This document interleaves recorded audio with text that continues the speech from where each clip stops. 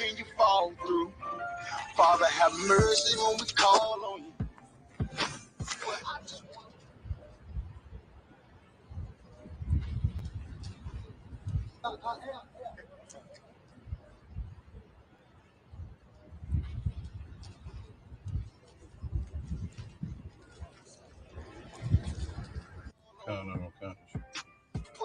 want to fall. How far you say you? About 5 minutes. Waiting and to play with. I raise my children up to say the same shit. Dear Lord, I hope you hear my prayers, because we really, really need you down here. From all the pain that we going through, we know that you're real, so can you fall through? Father, have mercy when we call on you. But I just want to fall on you, to show the devils you ain't nothing to play with. I raise my children up to say the same shit.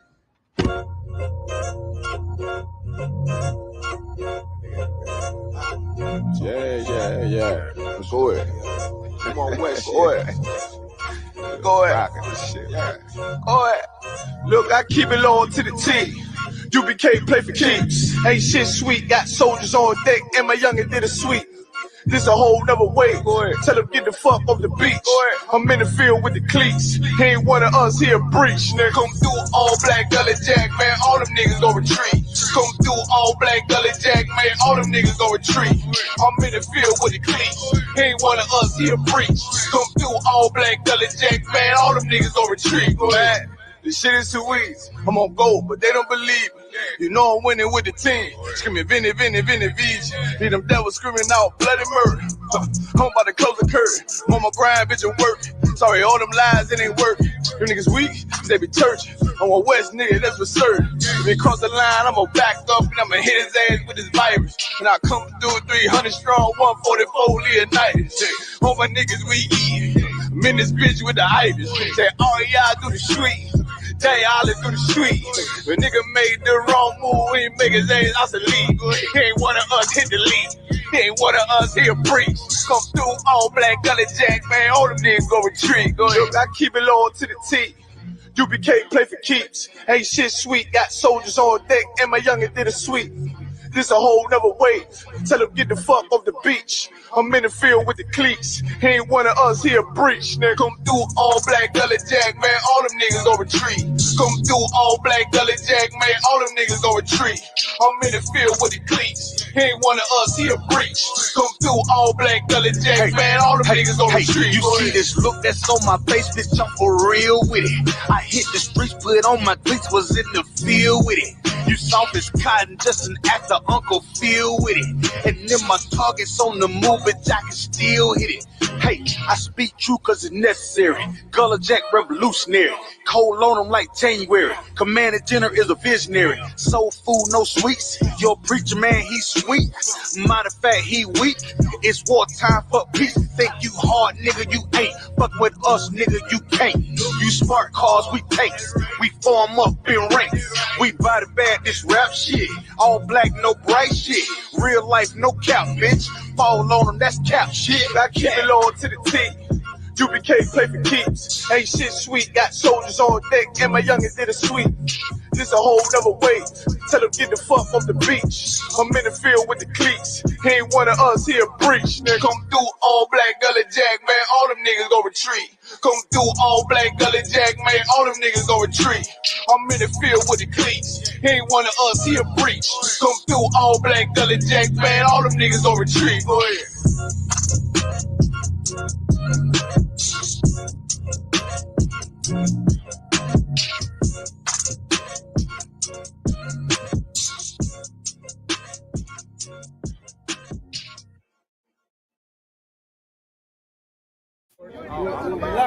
Hey, I'm just following orders.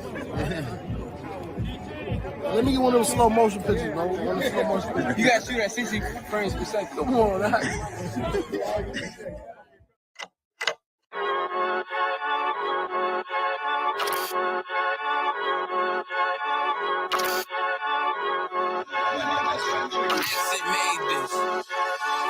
They say they wanna hear that raw shit. These niggas claiming that they boss shit. These niggas better move it coast shit. Cause if they make the wrong move it coast shit. me, they like, ooh, keep on shopping. I'm on my way up and they ain't gon' stop it. They say they wanna hit that road shit. I'm on my way. Coming up on my double shit. They see me, they like, ooh, keep on shopping. I'm on my body, real niggas right beside me. Damn right, I brought my army, going up like a rocket. Can't nobody stop me. These niggas garbage, so watch your mouth, boy. Coming all black, slithering house, call me mouth, boy. I'm off the hip like a cowboy. I'm a king, you should bow, boy. Shorty like that, man, you cut up. Nothing I can handle. 144 with the booth, going Rambo. Niggas do you dirty like a stick in a bando. That's why I play the corner like a bum with a banjo. I'ma lead by example. Keep on sobbing, got this bitch off the hand, got this juice, got the drip, about to hit the bitch with the salt. It ain't rap, this is salt. Can't taste a bitch unless you with the coke. They say they wanna hit that raw shit. These niggas claiming that they bullshit. These niggas better move and coach shit. Cause if they make the wrong move, it coach. Hey!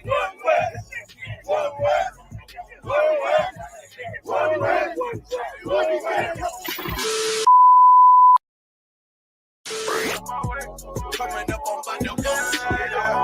I do it how a veteran be. You better than me. I'm Reggie at the edge of the key. It's all money, no honey. Think you settling? See, you locked up, fucked up, and it's back to the streets. It's one west. You can check the residency. I reside with soldiers died on the soles of their feet. Cause it's death before designer. Ain't no coward in me. Cause I'm cold as a bitch's shoulder. You ain't calling a week. Get the cooking on his beat. Hope you like it well done. Got them killers rolling with me and they all red rum, red rum, red rum. Got you fucking scared some. Get the banging on his beat till my fucking head numb. Black block, red drum, black and yellow air ones. Homie, you ain't got a vest. I suggest you wear one. Told these niggas we was going up.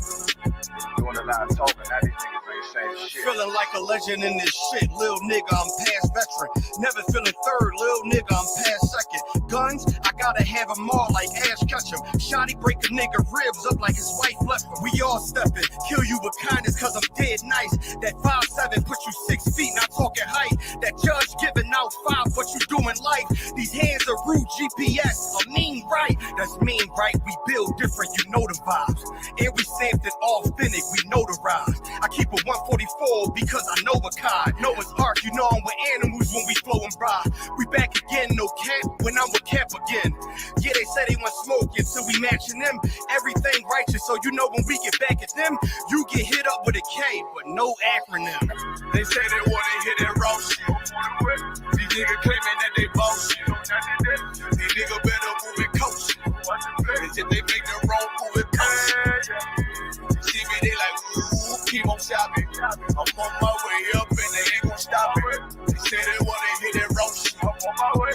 Coming up on my double shit.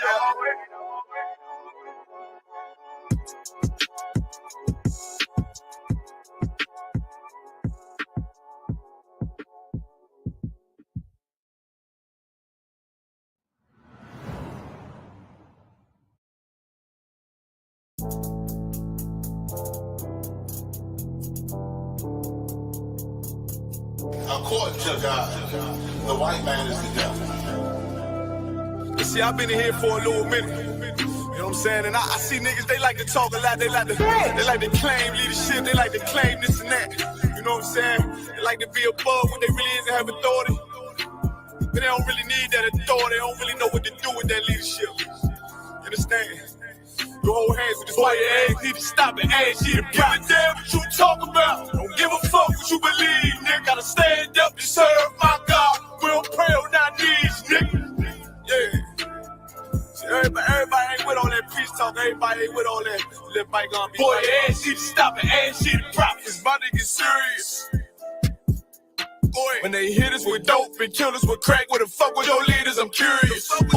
He cashed out on your blood, traded you in and bought a new biz. Ask you the prophets, I tell you the scheme. If you don't wake up, you gon' die in your dreams. I say you won't tell you no more. I swear these crackers try to kill us slow. Just spoke to a nigga and fed he up for parole because of the COVID. It feel like the hoes in this world that don't go together. Nowhere is gold in the ghetto. I'm in the city blazing with my niggas. Just told the devil the score never settled. Yeah, see the prophets. I'm tired of these niggas keep talking about, you know, you respect my religion, I respect your religion. Boy, your ass need to stop it. Ask you the props. You know, like we all come together. Cause you know, they say God so loved the world. God so loved the world. And boy, your ass need to stop it. Ask you. Don't give a damn what you talk about. Don't give a fuck what you believe. You gotta stand up to serve my God. We don't pray on our knees, nigga. Yeah. Hey, gentlemen, y'all, we don't pray on our knees, nigga. Gotta stand up. You know what I'm saying? Boy, your ass need to stop it. Ass shit. Oh, I'm gonna step up silent for show. To the fake niggas, stay silent. I got it. Let's go. Let's go. I ain't taking no loss. Ain't no talking when we got the flow. Ain't no peace. Just play with your own. I'ma be loyal to the right arm. Tell him we can't keep me slave. And I can never let bygone be bygone. Got you, baby mother on high, or high. Baby pass through the fire. Ain't she the prophets? That baby soul belong to the Lord. How dare you abort it? Devil will fail you, bitch. I can afford it. I prepare slaughter, you bring me my water. But your leaders weak, let them lies slip through their teeth. Their ass need to stop it. Ain't she the prophets? That's just the reality, Christians. I'm sorry to hurt your feelings.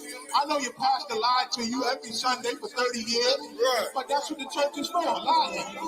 That's why they exist, to lie the money out of your pockets.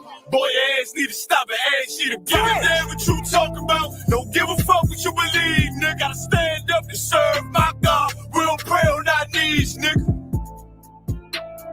We don't pray on our knees, nigga. Gotta stand up to serve my God. We don't pray on our knees, nigga. ISUPK presents Ask Ye the Prophets weekly podcast.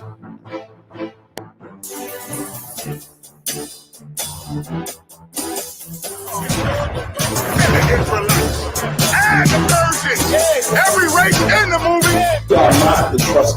We are not the trust your present, and we are not the trust the other. Send in your questions to askyetheprophets@gmail.com or Ask Ye the Prophets on Facebook.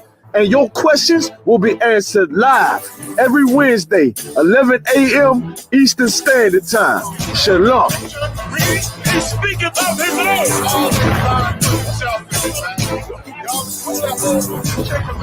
The white man made himself be the Egyptians and the Israelites. And the Persians. Every race in the movie. We are not.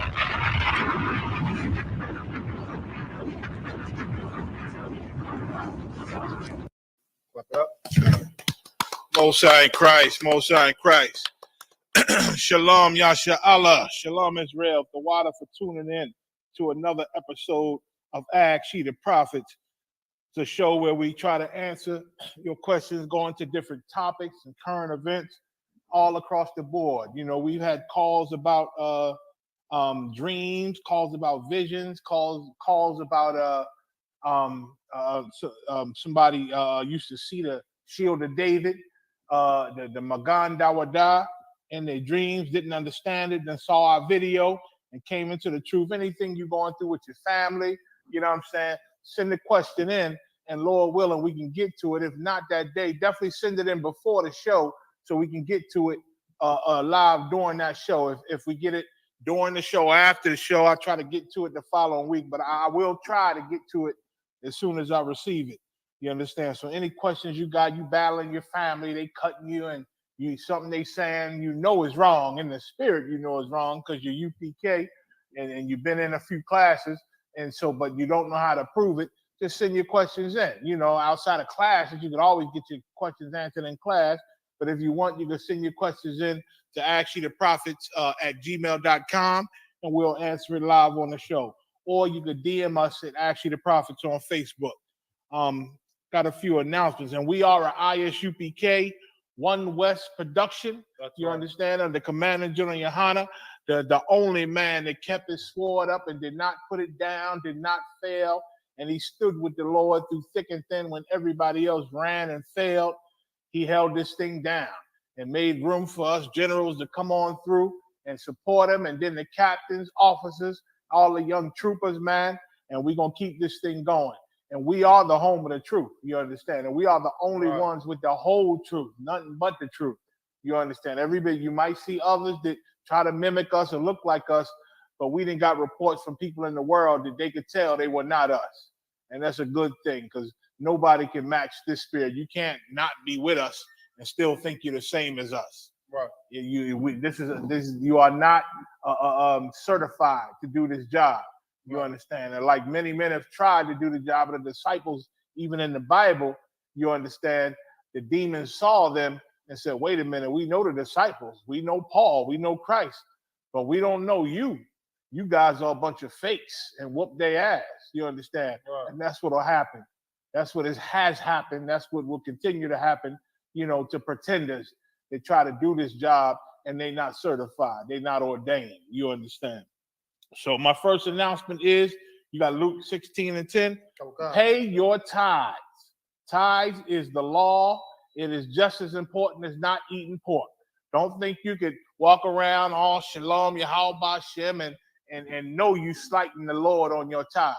The Lord don't need your tithes, but he set up tithes and made it a law to help this government run, to help these schools run. Right. You understand? Commander General Yohana, he don't live in no mansion. He don't have a Benz. He don't have a luxury car. You understand? And he pay bills and help pay bills to all these schools around this country, man. UK, Jamaica, Trinidad, all our countries outside, all the schools outside of the country, man. He's helping paying the bills. He uses that money to keep this nation going, to support these schools and support brothers and sisters when they in need, man. When they in need. So that's what tithes is for. That's what taxes in America is supposed to be for. Where you think they get the tax system from? They get it from our culture of tithing, man. Right. 10% of anything that you get don't belong to you. It belongs to the Lord. It belongs to the priests of the Lord. You understand? When I say the Lord, I mean AKA the priests of the Lord, to run this nation and to run these schools, man. Right. And so send your tithes in. It is very important. You listen, I might not know you ain't paying your tithes. I might not, Commander General Yohana might not know you ain't paying your tithes, but the Most High know. Right. And the Most High know. And like the scriptures say, he'll put holes in your pockets, man. Right. You'll wonder where all that money you've been holding on to, this money, dipping the Lord, not paying your tithes to do this things you think you need done. This is more important than the tithes. And then you end up not having that either. And you're wondering why. Like, what the hell happened? Why am I so broke? That's because you don't do what you're supposed to do. The Lord ain't blessing you. You understand? Because you're not paying your tithes. Luke 16:10. Okay. This is the book of Luke, 16 verse 10. He that is faithful in that which is least. And I know it's only 10%. It's only 10%. $10 out of every $100 you get. That's all. Right. $90, the Lord belong to you. You do what the hell you want with, but $10 out of your 100 is his. It don't belong to you. And he said, he that is faithful in that which is least, that little 10%. Go ahead. Is faithful also in much. Is faithful in much, man. You can run the world. You can run the nation. If you're responsible enough to take care of your 10% like he commanded, then hell, you're going to be a great leader in the ISUPK. You're going to be a wonderful and faithful sister up in the ISUPK. You understand? Read. And he that is unjust in the least. But he that is unjust in the least, if 10% is too much for your little heart, too much for your little heart. You get $10, you owe the Lord $1. You think, oh, this little dollar, the Lord ain't want this. Let me keep my $10. I ain't gonna get a Lord $1. That dollar is more spiritual than you think. You understand? That $1 out of that $10 that you don't want to give because it's only $1. What General Yohana gonna do with that dollar? You better put that dollar in an envelope and send it in. Right. You better pay your tithes with that dollar because it ain't yours in the first place. Right. And why have the Lord bring his wrath and indignation on you for being disobedient as hell over $1? Send it in, man. Do what you want with that $9. But that dollar belongs to the Lord, man. Send it into the ISUPK and it'll be put in the pot with the rest of it. If 1 million people send $1, guess what? Guess how much you got? You understand? Stop shorting yourself, man. Right. He that is unjust in the least, go ahead, is unjust also in much. It's impossible for you to be a proper leader like you think you are, like you say you are. You tell brothers you lead. Oh man, we are 10 toes deep in this truth, man. I die for my brothers. I ride for my brothers. If you ain't paying tithes, you lying to yourself. If you can't pay tithes You ain't gonna die for a goddamn person, man. You ain't gonna put your life on the line for nobody if you can't pay 10%. Come on now. Obey, man. Right. The Lord said, he that breaketh the least of these commandments have broken them all. You understand? I don't eat pork. I follow all the dietary commandments. I don't celebrate Christmas. I don't do that. Oh, but I'm kind of tight. I can't really pay tithes. I don't get that much in my paycheck. Nigga, you a sinner. Right. You as bad as these Christians out here. Right. You understand? So pay tithes, all right? Next thing, if you could post that link up whenever you get a chance, I buy it. ISUPK Philadelphia is having a bingo fundraiser. It is going to be Sunday, September 11th, 2022 at 1 p.m. in the ISUPK Philadelphia School. Y'all know where it's at. Look it up, 41 Garrett Road, the Philly School. You understand? It's going to be a day of bingo to raise funds for the school, for the nation. You understand? I'm reading what was posted on the site. Y'all go check out the site. The sister says shalom. She salutes to Israel. She says, come on out and join us for a fun day of bingo and win some great gifts.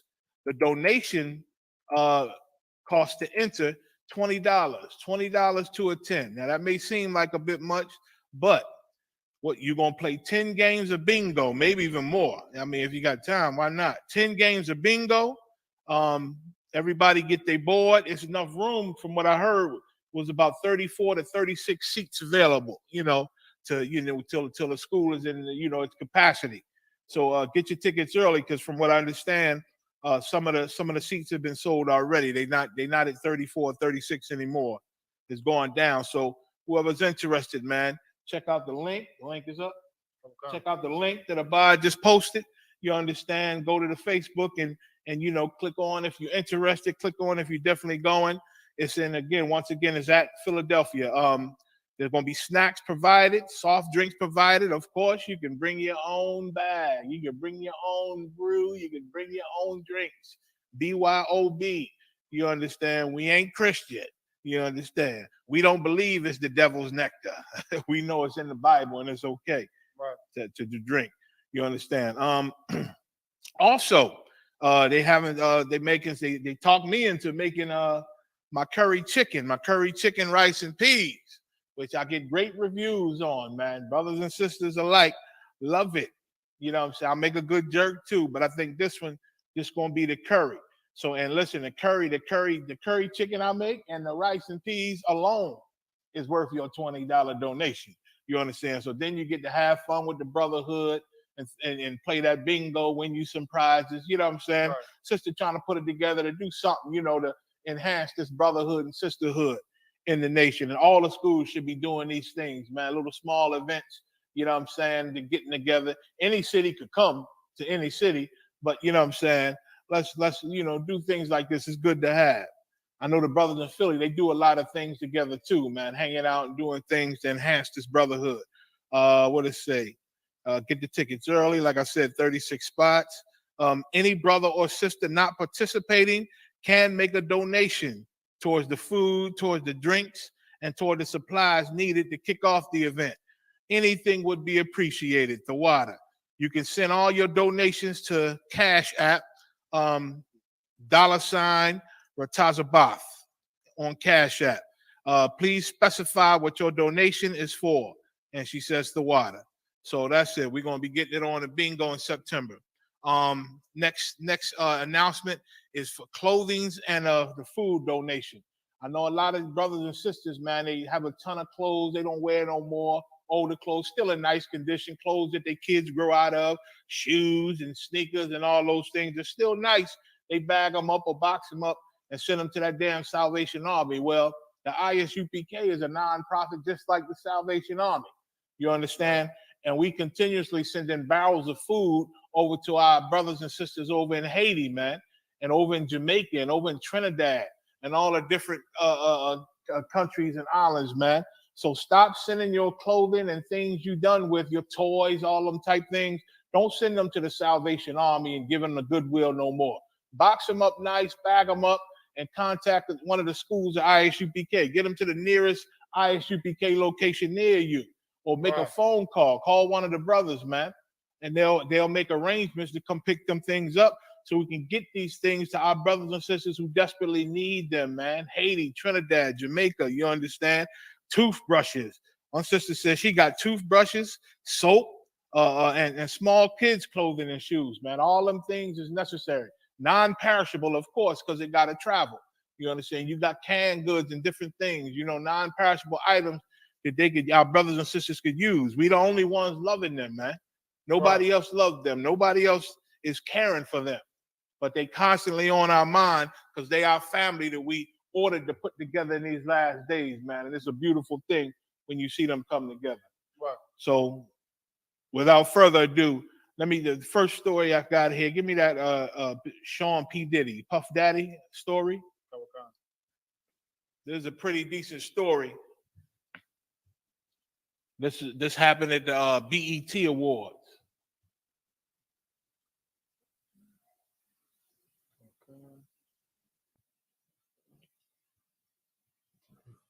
Okay.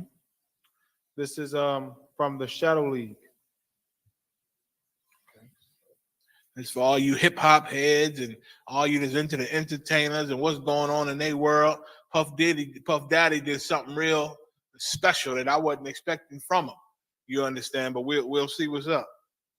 Seen P. Diddy Combs. Sean. Oh, Sean. Sorry. Sean P. Diddy Combs pledges $1 million to Howard and Deion Sanders Jr.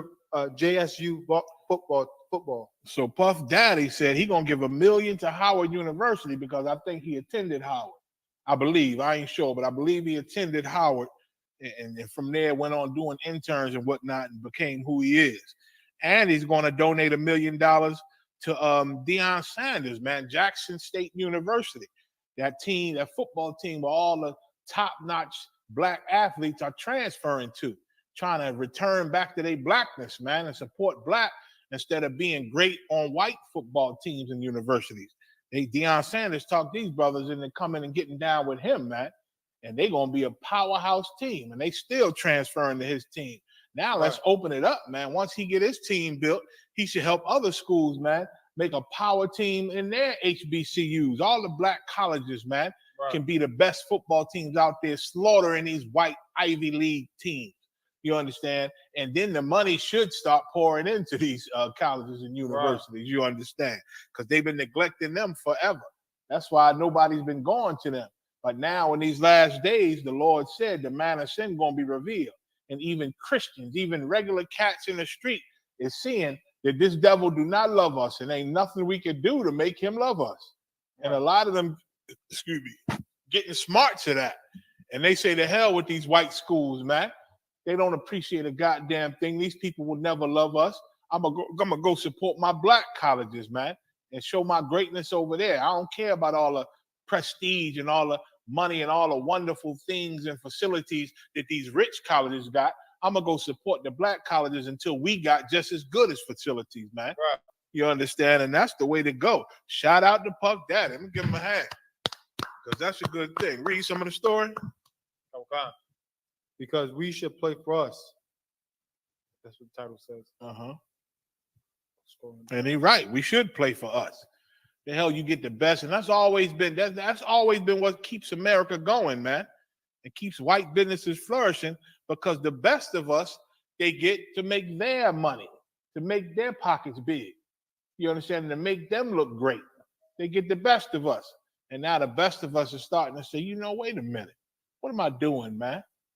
we've been making these people great forever, man, and they don't appreciate it. They still racist. Hell, the NFL, they say, is like a goddamn plantation. You understand? The trials they put you through and the way they treat you, trying to make that goddamn team, and they know you want it, so they use that, man. They use that, man, and make you into slaves. You understand? And so now the best of us, some of the best of us at least, is starting to wake up and say, I'm gonna do for my people, man. I'm gonna support black, and I'm gonna try to make black great again. Go ahead. Music Mongo, Sean Combs, aka Puff Daddy, aka P. Diddy, aka Diddy Love, has made some great contributions to the world of music. And they say Biggie Smalls gave him that name. What's up, Diddy? Diddy P, Diddy P, Diddy. You know what I'm saying? And Biggie Smalls had so much charisma and flavor. He was a Benjamite. Had so much charisma and flavor. You know what I mean? Puff Daddy knew he had to roll with that. And that became his name. Puff Daddy, P. Diddy. You understand? Read. Has made some great contributions to the world of music, fashion, and libations. Mm-hmm. He even won the Which is drinks. He got alcohol. He produces some alcohol and has it on the market. Go ahead. He even won a Did you say libations? Libations. Okay, no sweat. Good. He even won a BET Lifetime Achievement Award this week. Mm-hmm. Which was a couple of, not yesterday, but I mean, not this past Sunday, but the Sunday before. Go ahead. The former Uptown Music intern turned Bad Boys Records CEO has been at the top of the entrepreneurial mountain for nearly 30 years. 30 years in this hip hop game, man.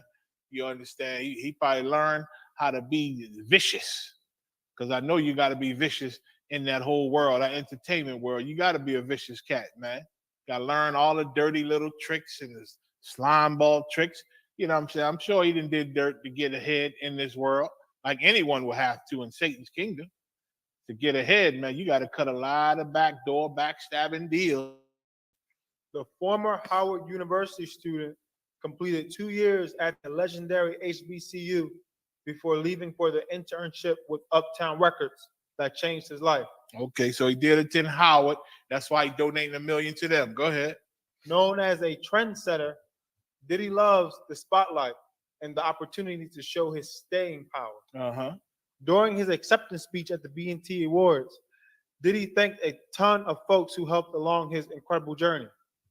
The Can't Stop, Won't Stop producer even pledged some cash to his HBCU alma mater and to Deion Sanders and Jackson State Tigers football program. I want to donate $1 million to Howard University. Also, I'm going to drop another $1 million on Deion Sanders and Jackson State because we should play for us. That's right. Let's read that again. I want to donate $1 million to Howard University. Uh-huh.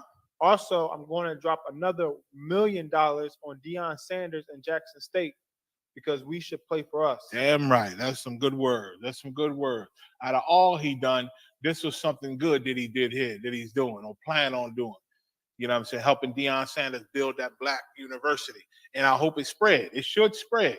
Right. To other universities should start doing the same thing. And other players who maybe don't want to go to Jackson State, maybe it's too far, they should find a HBCU or black university and go there, man. And use their skills there. They should do it, man. They should start going this way.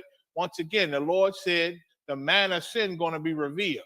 Right. And some people is waking up to the fact that the hell with these people, man. I ain't got to be around these people and kiss these people behind. You know, so just for them to still treat me like I ain't nothing. They know I'm the best. They know I'm the best. That's why they got me here. But still, white people, they won't let you know they know you're the best. You understand? They won't give you what you deserve for being the best. They look at you like money for them. You like a bank account for them. They ain't seeing you on making you great. You understand? They seeing you on being great and letting you shine to the public. But all the benefits from it, he want to put in his pocket. He want to stash that in his bank account. You understand? And black people are seeing that these people are not for us. They're not for our best interests. You understand? So why not go? Because you're going to still be great. You're going to go to this black college and still run just as fast and still do all the great things you do. Is just that you're going to build up the prestige. You understand? You're going to build up the notoriety of this black college, man. And that's what should happen. That's what should happen because black colleges have been failing, man. They say Howard full of roaches and all that, man, because ain't no money going into it, man. Or the money that's going into it ain't being spent the right way. Now, if you get some money over there, get some proper management, you understand, make Howard University great like it was. You understand, like it's supposed to be. Jackson State University, I know Deion Sanders ain't letting a bunch of roaches run through his gym. You understand? So that, you know, and it's going to be more funding and more people helping and sending funds, man.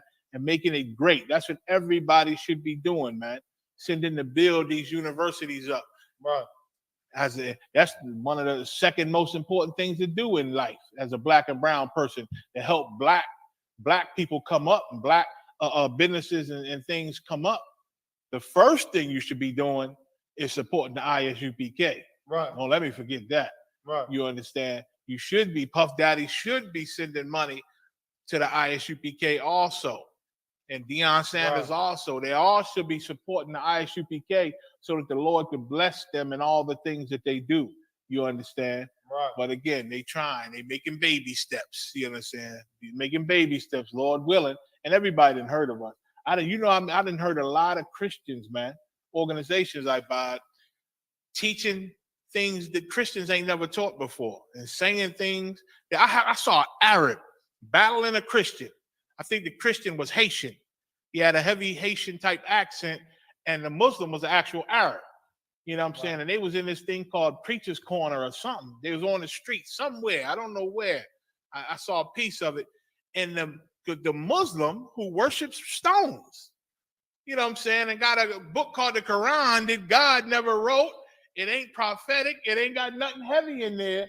But he was cutting this Christian in the Bible because this Christian ain't know a goddamn thing. Like all of them.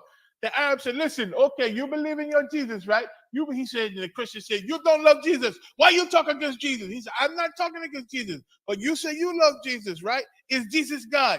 He said, yes, Jesus is God. Jesus is God? Okay, so who you pray to? And he went and he said, he opened the Bible. He said, so what does this mean? If Jesus is God? He said, because you've got to pray to God, and God did this. I forget exactly what he said, but it was the whole Jesus is God thing. He said, why did it say he was the son of? No, I think the Christian said, yes, he was the son of God. Wait. Then he said, oh, you said he was the son of God, but a few minutes ago you said he was God. You said he was God. Does the Bible have mistakes? And the Christian just couldn't defend it. Although we'd have slaughtered him. No, it ain't got no mistakes. Show me the mistakes. Right. And we'd have went into that book, but the Christian ended up not wanting to go into the Bible no more. The Arabs, he said, why you don't want to go in your book? You believe in the Bible. How come you don't want to go in your book? Oh, it was ridiculous. That this idol worshiper was shaming this old Christian idol worshiper. You know what I'm saying? It was a mess. But even sinners can confound Christians now. And they didn't used to do that before the ISUPK. Right. They didn't used to know how to catch Christians and cut them on certain things. Right. You understand? Well, we done taught the world how to slice and dice these Christians. We done taught the world how to slice and dice them Muslims. You understand? We would have made both of them cry. Both of them would have been sitting on the side, shutting their mouth, because we'd have had the Quran and the Bible open, and they wouldn't have understood a damn. They'd have been seeing scriptures in their own book for the first time. Right. You understand? So it was amazing to see. It was amazing to see, but it's a great thing what Puff Daddy doing. But everybody need to pay homage to the ISUPK, man. Right. We are the home of truth. You understand? So what was I? Let me see. Was I done with P Diddy or? All right, no sweat. So let's go to the next one. So shout out again to Puff Daddy. Good thing he doing, sending that $1 million. But hell, you need to get a few of the millions and put ISUPK on that check. You understand? And send it on over. Our brothers and sisters could use the help. You understand? We need to get to more countries. We need to go help. We need to help Haiti, man. We need to help Haiti. We need to help our brothers in Trinidad, Jamaica, the UK. You understand? Canada. We need to help our brothers and sisters. We got got a couple of students, in I think Puerto Rico. You understand? A couple of students in Brazil. You understand? We need we need them funds to go do this work. You understand? Read get me what's next? Get that one about Caesar Emmanuel, Black Ink.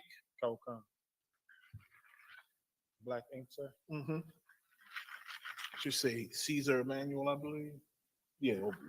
No, that's the Black thing. I think it's before that. Come.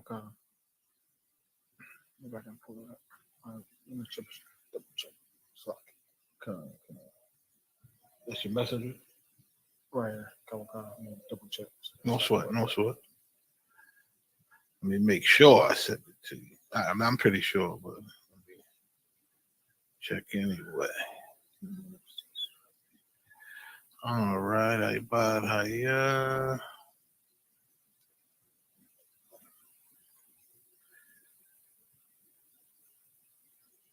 You see it at all? Line, sir. Fox News. Okay, this P. Diddy. Black Jews. Oh, I don't see it either here. All right, give me 1 second. I'll send it to you right now. Y'all bear with me 1 second. Boop. Send to Ibad. Sent. All right, it should be coming up in a second. Got it, sir. All right. Everybody might be familiar with that TV show Black Ink, where they do the tattoos, which is unlawful, but it's a show about doing the tattoos. You understand? And this cat Caesar, I think his show was the first show from New York. He had I think he had a shop down in Harlem, then moved to I think he in the Bronx or something now, or Brooklyn or something. I think the shop in Harlem got shut down. You understand? He made TMZ recently. Read it when you got it. This is from TMZ. Black Ink Crew. Caesar Emmanuel fired due to dog abuse video. Due to dog abuse video. So he's fired. He's fired for abusing dogs. You understand? Which remind me of the whole Michael Vick thing. Michael Vick got suspended and punished for having a whole dog fighting ring. Now, you know, I love animals myself. I love dogs, and I hate to see them biting each other and fighting like that.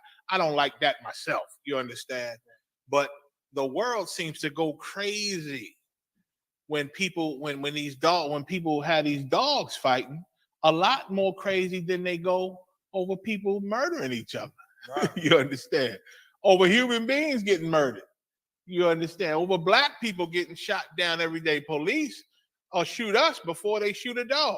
Right. You understand? I saw police put out a gun on a dog that was loose and just, you know, he was just ready just in case the dog ran and tried to bite him, but he didn't want to shoot the dog unless the dog come trying to bite him. Meanwhile, we get shot in the back 60 times running away. Right. Running away, posing no threat. You understand? They love the dogs more than they love black and brown people in this kingdom, man. In Satan's kingdom, the dog got more rights than us. The damn beached whale get more love than us. The horse that fall in a pit get more love than us. Right. You understand? The deer that get trapped in the net, you understand, got his legs and his damn antlers caught up in the damn gate. They get more love and tenderness and make the news and go viral because all the love, all the heathens show him cutting the wire from his antlers and giving him room and trying to help him back up and trying to feed him so he can get back on his feet so he can go back free. They got more love for the goddamn deer. They do got some beautiful antelopes though. You know what I'm saying? They do got some beautiful horns on them. You understand? So, but they get more love to the animal than they do to the children of God. Right. And that ain't by accident. Read on a little bit. Khan. Caesar's lawyer, Walter Mosley, tells TMZ, there is no police involvement. The video is old. It was a shot at his residence in Atlanta during COVID. So the police ain't get a hold of it yet, but because it's on TMZ, you know they looking at it now. Right. You know they looking at it now. And you can go to prison and get fines for abusing these dogs, man. I saw the video. Is it on there, the video? It should be on there somewhere. Okay. It's a small, grainy video, but you can see, you know, he clearly kicking the kicking the bejesus out of it. I think it's his own dog. You understand? It must have made a mess. I think if you click that.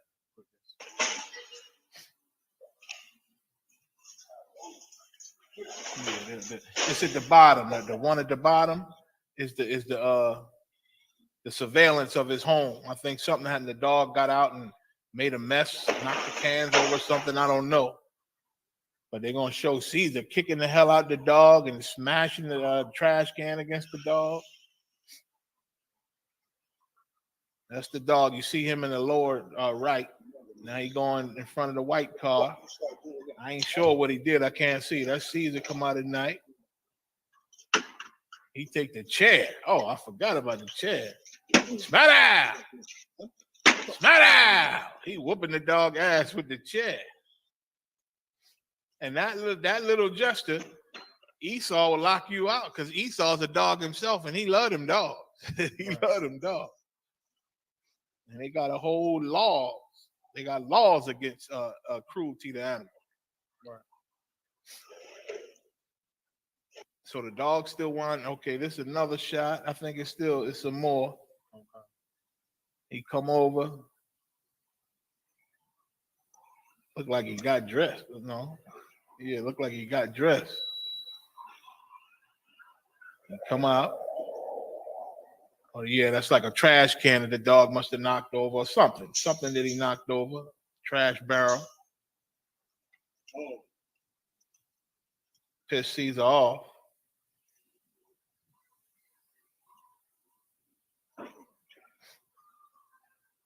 Look at the dog running around.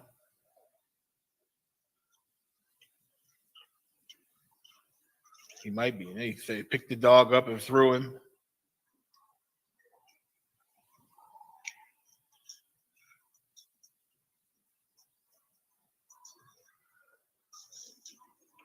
Probably disciplining him. Oh shit, he put him in the can. He put the dog in the can. The dog rolled out, can fell, and he jumped back out. That's it. That's enough. So that those little gestures, that's really nothing compared to what happens to black and brown people on a daily basis. You understand? But this will make the news, and there'll be more sympathy for him. You understand? Than how these devils treat us. You see, the old man recently just cussed our little boy out on a bike, little 11-year-old. Cussed him out, pushed him off the bike. You understand? But if there was a dog limping or on the ground, hurting or something on this man's property, he would care for that dog. He would try to call and get some help for the dog. Try to, see what's wrong with him. Take him to the hospital and probably pay the vet bill and everything. You understand? But he see a black boy somewhere in there, somewhere he don't like, I don't know, doing something he don't like. I still don't know why the old the old oppressor had a problem with the little boy. You read that story? I forget why or what the whole damn problem was, but he full out attacked our little brother, man. Right. And a lot of this is going on. Saw another video where a sister's jogging, I guess, through an affluent neighborhood. And a white woman is coming up one way. The sister, she's coming up the other way, and the black woman see her coming. The white woman see her coming through the gate. See her jogging, and she get kind of close, jog in front of the white woman. And the white woman smash a glass bottle at her feet. And the sister said, "What the hell?" And she turned around. He said, "You get out of here! You get out of here!" And the sister said, "You out of your damn mind." And she went on jogging, and the white woman said, "You nigger! You nigger!" This is where they at with us. You understand? They don't even like the sight of seeing us. And the sister was fine. She was fine and in shape and brown and jogging. But them old devils, boy, all they see is the enemy. While we playing, hating each other and fighting each other, they looking at us like they want us gone and annihilated, man. We better wake up. Right. This is how they feel about us. Meanwhile, the dog gets all the love. The dog gets all the love. Next story. Okay. Now it's the black Christian. We're gonna read about a group of Christian Israelites now. These ain't the ones we've been making fun of lately. That's still funny, but this is another group. What's the title? A black Jewish leader. Oh, that one. God.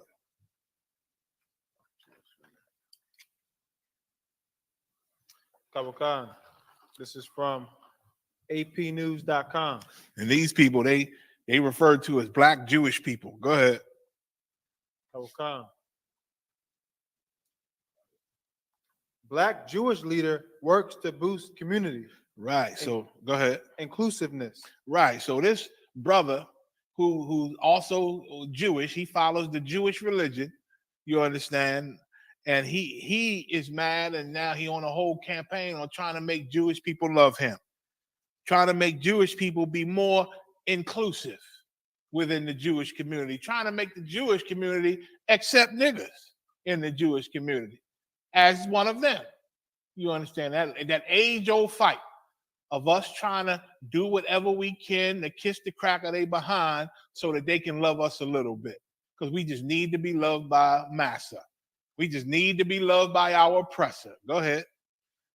Nat Looney is a black man. Then his name is Looney. He had the nerve to name be Looney. Go ahead. Nat Looney is a black man who grew up in Los Angeles. Uh-huh. A descendant of enslaved people from generations ago. Right. So he's one of us. He's a descendant of the people that came over here on slave ships. Go ahead. The people of the curses, an Israelite, a child of God. Go ahead. He's also an observant kippah wearing Jew. Say again. He's also an observant kippah. Jewish people. What's that? Where you at? Kippah. Right, kippah.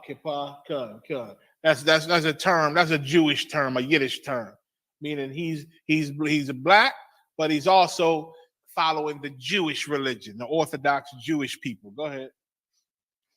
But he doesn't always feel welcome in Jewish spaces. Right, because they are white people. They are oppressors, and they got a biblical hatred and disdain for us. Now, if they can get rich off you, like a lot of our oppressors do, they'll use whatever talent you got to get rich, and they'll be nice to you for sure. Buy your lunch, everything. Put you in nice hotels, everything. If they can get rich off of you.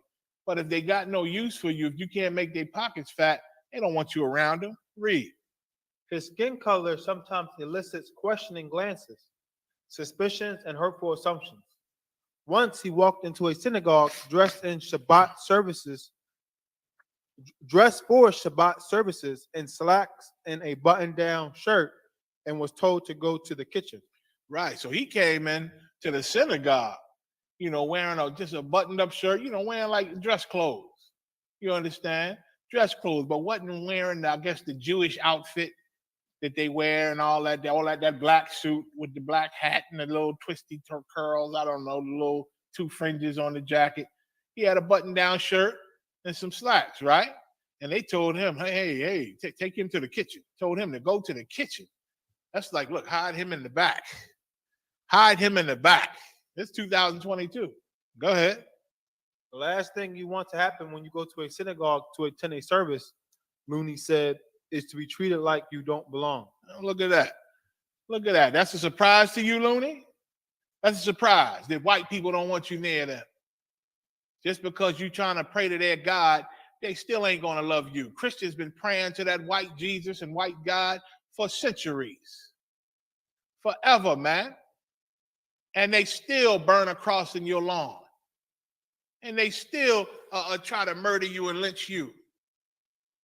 You understand? It ain't never going to happen. You think Jewish people are just, you believe Jewish people when they say, we're not white, we're Jewish. They're just as stupid as everybody else. Jewish people is one family of the whole Caucasian race.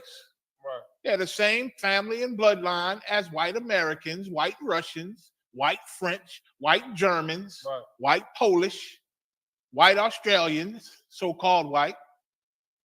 The Caucasian, the European Caucasians, man. Jewish people is just another family of them. They all are the children of Esau in the Bible, who was called Edom, who was born red, meaning they got no hue in their skin and their blood shows forth through their skin. Right. They're like see-through, a lot of them. That's why they get so red when they're angry, because that blood get to rolling and filling up, and you see it right through their skin. Call them rednecks. Right. Call them rednecks. You understand? Go ahead.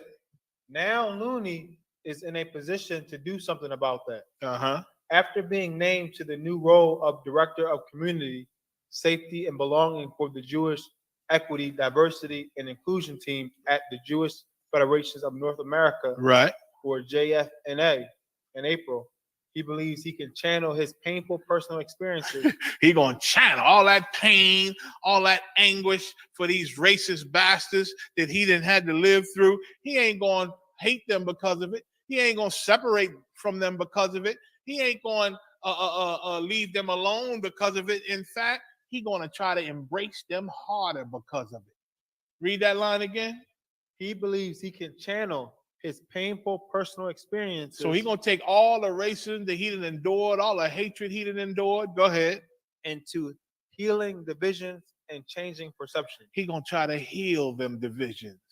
He's going to try to make them see that I know you've been evil to me and you hate me and you don't want me around you and you think I'm a piece of trash. But look, I want to heal you with love. I still love you. I still love you. I gotta love you. You're one of God's creatures. He's a Christian. Right. He's a Christian Jewish black man. You understand? I can't even say he's an Israelite. You understand? He's a Christian Jewish Israelite. And it's sad that no matter what these people do to us, no matter how horrible they treat us, we still try to convince them to change and to love us like we love you. When God created them to be the wicked, they hated them to be, they created them to be against you. He said, 2 nations shall be in thy womb and shall be separated from thy bowels. That's what God said. You can't change that. He said, who can make straight that which I have made crooked? You can't make them straight when God made them to be crooked.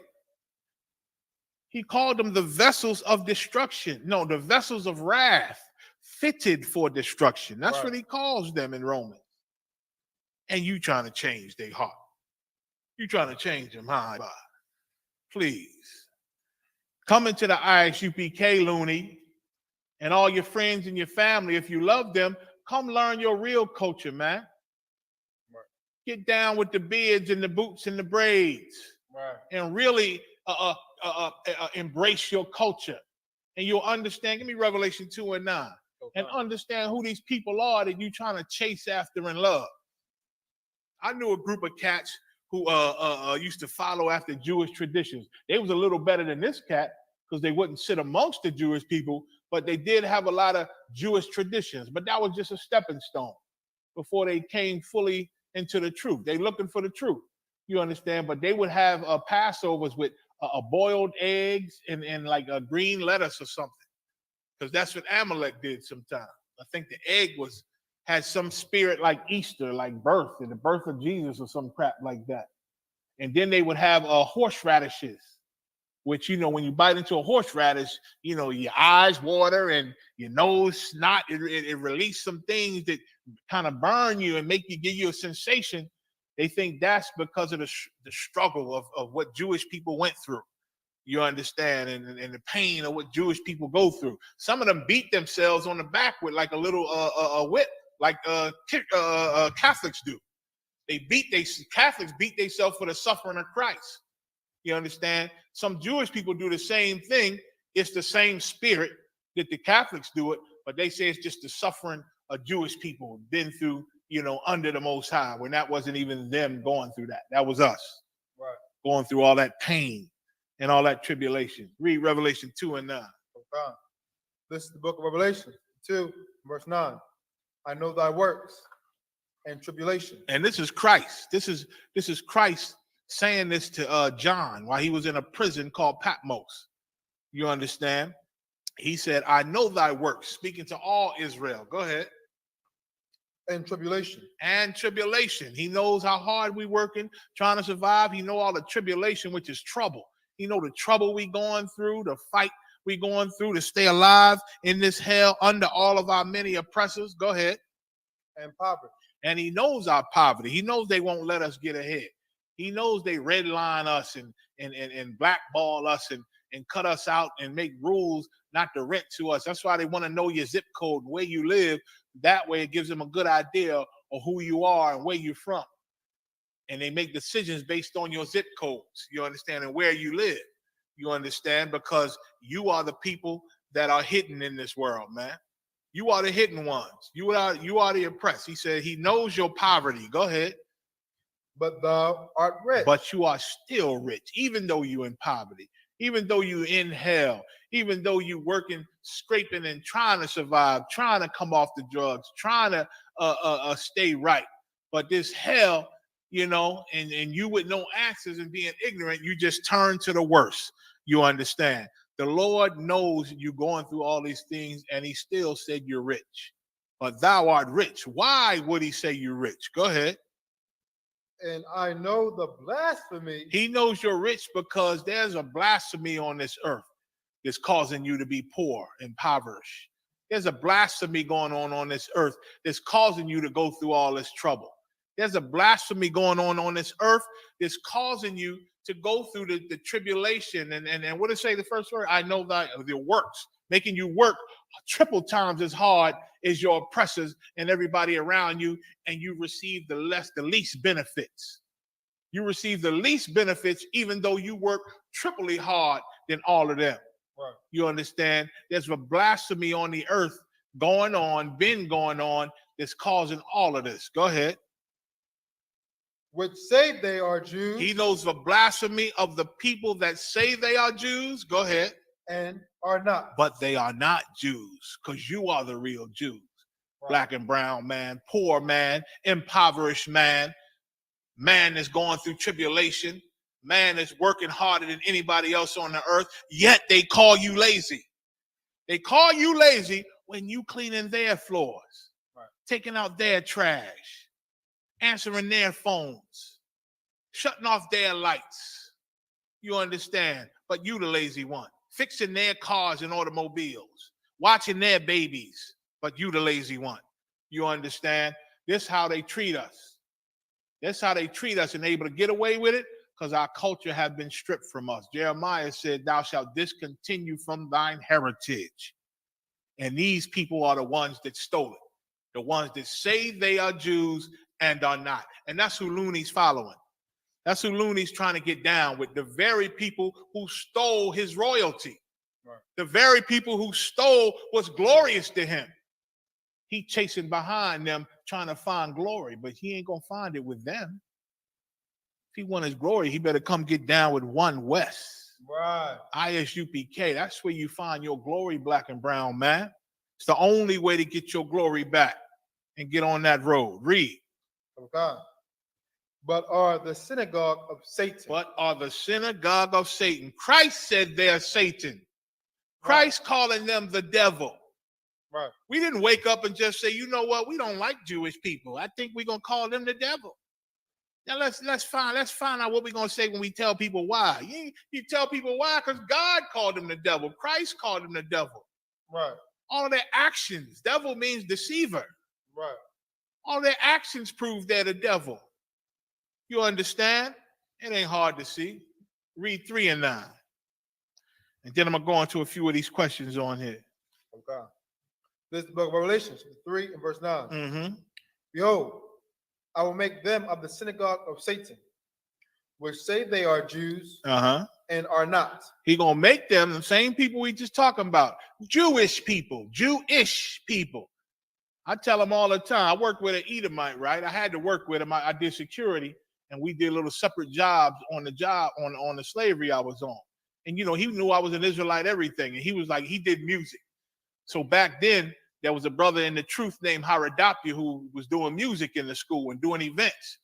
And so I introduced them because this Edomite, he was able to put together events and come to events, and he could, get the school some funds, with these events. So I introduced them, you know what I'm saying? And one day I'm on a slavery with this Edomite. We walk into another building. And the Edomite said, hey, let me ask you a question, man. What's the difference between you guys? Because I'm Jewish. I said, I didn't know you was Jewish.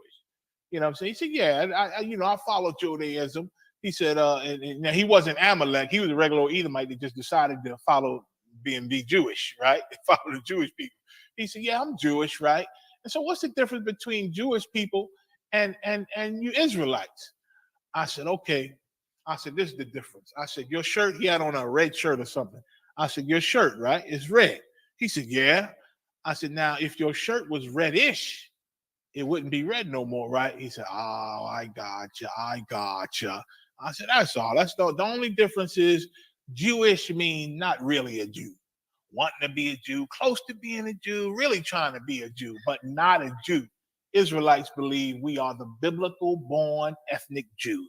You understand? Right. He said, okay, I got you. And he never asked me again. He left it alone. And that was that. We did slavery together, no problems. Everything was throughout. You know what I'm saying? And so So what was my point? Goddamn. So my point being, these same Jewish people that lie and committed this blasphemy, and that's what a blasphemy is, an evil, cruel lie. The Lord said in 3 and 9, read it again from the top. The book of Revelations 3 and verse 9. Behold, I will make them of the synagogue of Satan. So now, go ahead. Which say they are Jews and are not. So the same people that committed this lie, this heinous lie called a blasphemy, and Christ called the synagogue of Satan, he said, I'm gonna do what after synagogue of Satan? Oh God. Which say they are Jews. Which say they are Jews, but they're not Jews. Go ahead. And are not. They're not Jews, man. They're Jewish. They're Jewish. They want to be Jews, in other words. Go ahead. But do lie. But do lie. Christ called Jewish people a bunch of liars. Right. The Israelis are liars. Amalek are liars. Go ahead. Okay. And that's from the Lord. Go ahead. Behold, I will make them to come and worship before thy feet. I will make them to come and worship before your feet. That's their future. Their future is apologizing and being held accountable for their lies and their thievery and their blasphemy and their disrespect. They're going to bow before our feet in apologies until we feel better about it, until we're convinced that they are truly sorry. And it's going to take a whole lot. Read. Okay. And to know that I have loved thee. And to do what? And to know that I have loved thee. And they're going to know in that day that the King of the Jews, the King of the Jews, our black King, man, our King and our brother and our Savior loves us and don't give a damn about them. Right. That's what they're going to find out in that day. That's going to be a beautiful time. Let me hit just a couple questions. I know the two you mentioned. First, give me where Cain. Okay. Give me where Cain was kicked out of the garden. You understand? So the brother, who's this, Kamash One West, he says, Salakia, sir, is there any precepts where there were other people on earth before Adam? This is one good precept, common sense precept. You understand? Adam and Eve, when they were on the earth, they weren't the first two people on the earth. You understand? They weren't the first two people. And this is one of the cuts to show. You ask anybody who tries to say that they were the first two people, you ask them this question, and their brain gonna discompute, will not compute. You understand? Because Adam and Eve had two sons, Cain and Abel, of course, had Cain and had Abel. Cain murdered Abel, right? Now, by Christian logic, you understand, if Cain murders Abel, the only people on the earth would be Adam, Eve, and Cain, right? That would be the only people left on the earth if they were the first two people on the earth and the only people at that time, right? What you got? Okay. Read this. This is a precept, brother. Shalom. Go ahead. This is the book of Genesis, chapter 4, and verse 16. Uh-huh. And Cain went out from the presence. Read before that, when he got kicked out. Okay. And this is the book of Genesis, chapter 4 and verse 14. 4 and 14 of Genesis. Go ahead. Behold, thou hast driven me out this day from the face of the earth. So Cain, when he murdered his brother, he was kicked out of the garden because he disrespected, he disobeyed the Most High.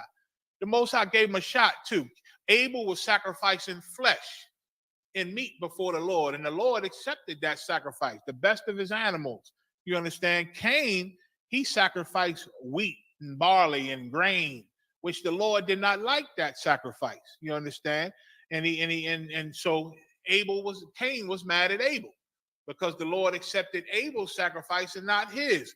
So instead, and the Lord told Cain, why are you upset? He said, if you do the right thing, I'm paraphrasing, if you do the right thing, you'll be accepted, man. Right. You'll be down with me just like Abel is. But if you don't do the right thing, do the things I like instead of doing what the hell you want, he said, sin lieth at the door. That's what the Lord told Cain.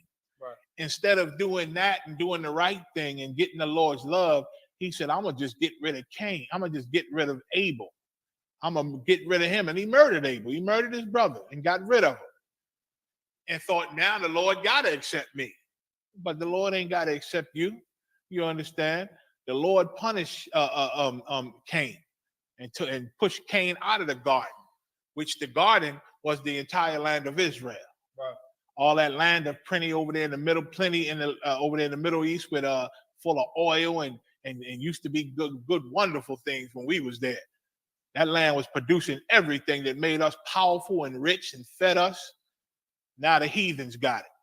Those Jews that say they are Jews and are not, they got a piece of our land of Israel. Right. And then the Arabs over there got a lot of our land, rich off of oil. You understand? The Russians got some of our land over there, rich as hell. All that land over there was the land of Israel, aka the Garden of Eden. Right. And Cain was kicked out of it because of his murder, because of his disloyalty and disobedience to the Most High. Go ahead. Okay. Read that again. 14. Okay. Behold, thou hast driven me out this day from the face of the earth. So Cain said to the Most High, thou hast driven me out from the face of the earth. Go ahead.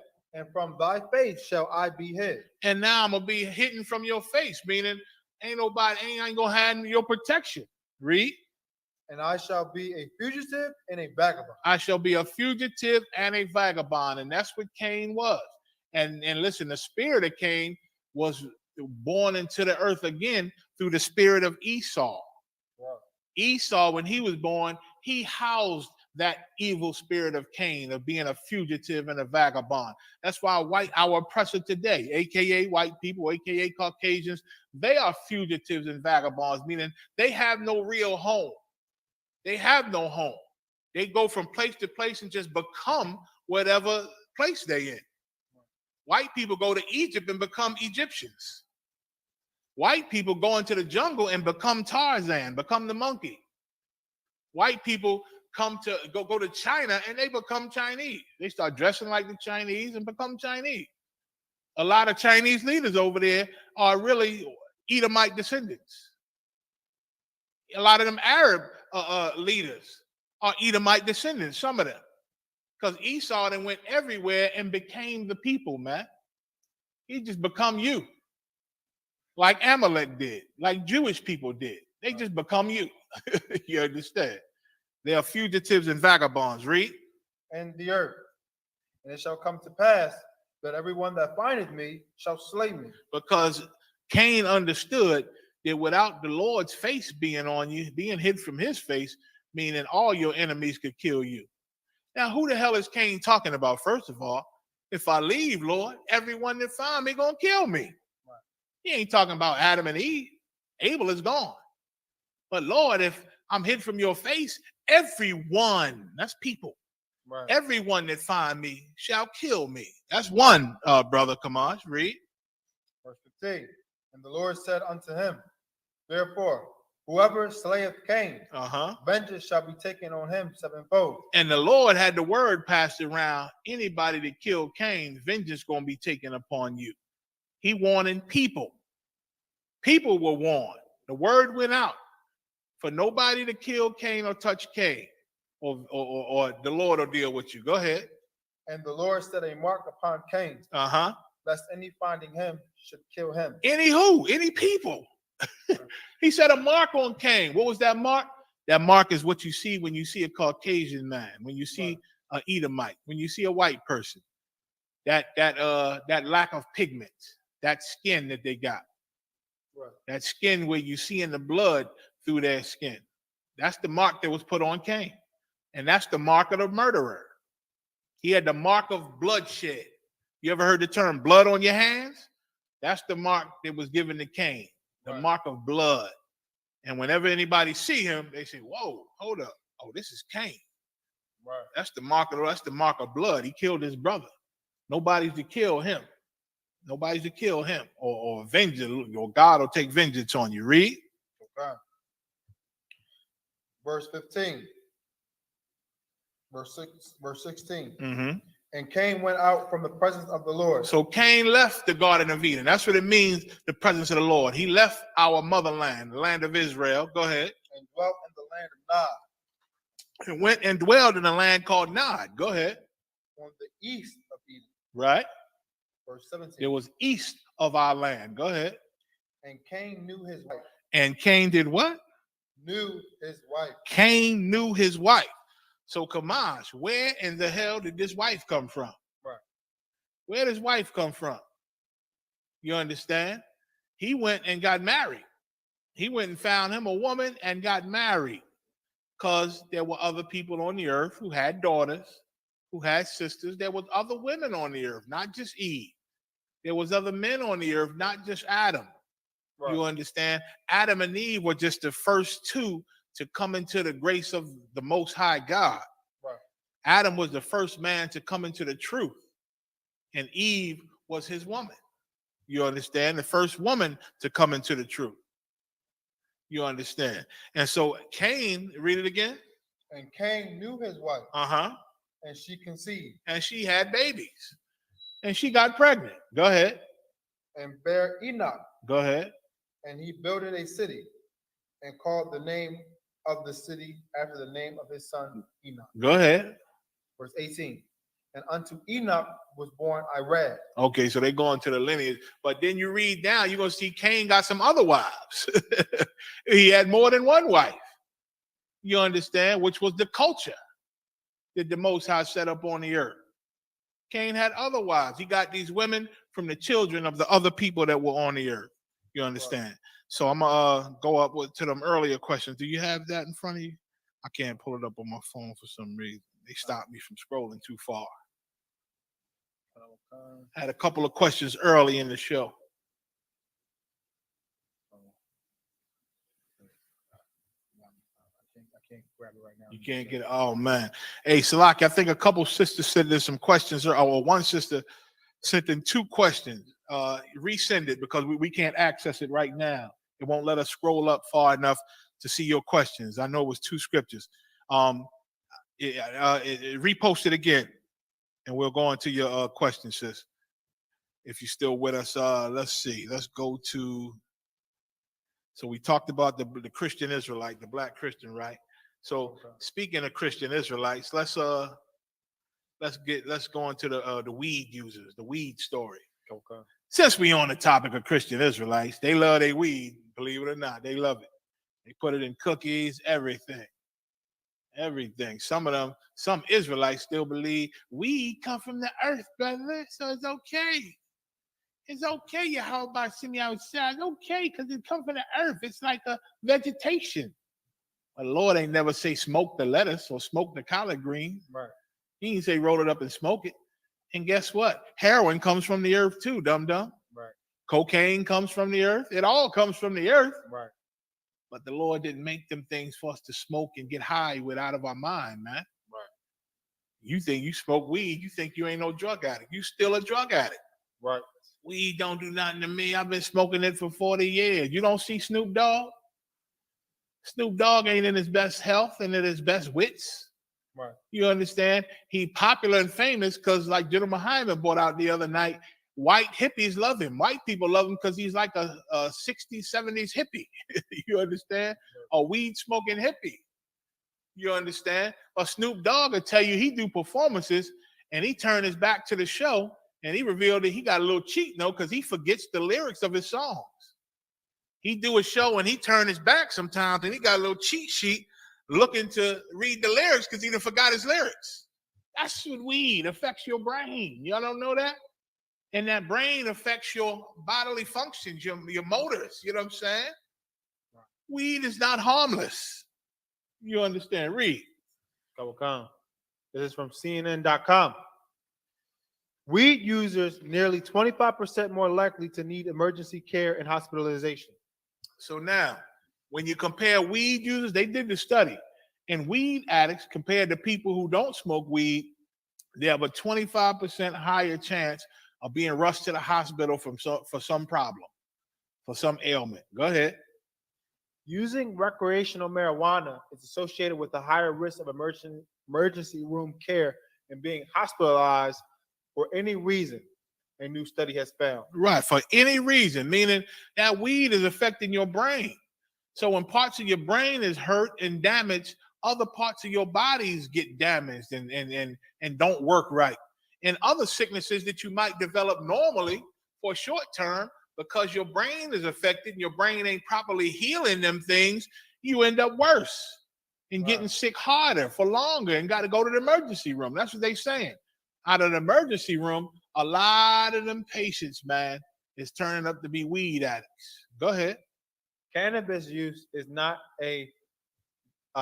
being and is not as being and safe as some might think. It's benign. Benign. Benign is like when you got a benign cancer, it's a cancer that's not dangerous, a cancer that won't spread, a cancer that there's no threat to life, no threat to harm. They can remove it, or you just live with whatever the little thing is, and it don't spread. It's mild.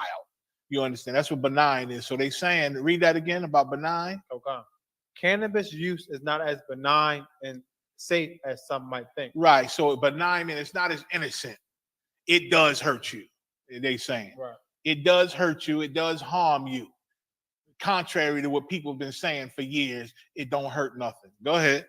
Said study author Nicholas Bozoris, assistant professor and clinician and investigator in the division of respirology at the Department of Medicine at the University of Toronto. Right. He works on lungs. He works on your respiratory system. That's the system in your body that breathes. Right. Breathes in air and breathes out air.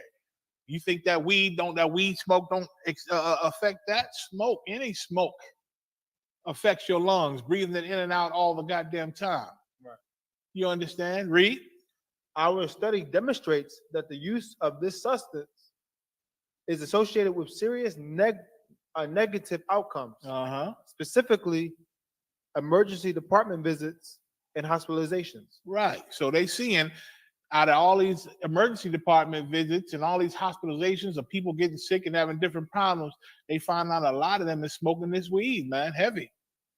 Finding all the weed in their lungs, weed in their system. Go ahead. Boris said in an email, significant risk of hospitalization. The study published Monday in the journal BMJ Open Respiratory Research looked at national health records data for over 30,000 Ontario, Canada residents between the ages of 12 and 65 over a 6-year period. So they studied people from 12 years old to 65, because these young kids are smoking weed too.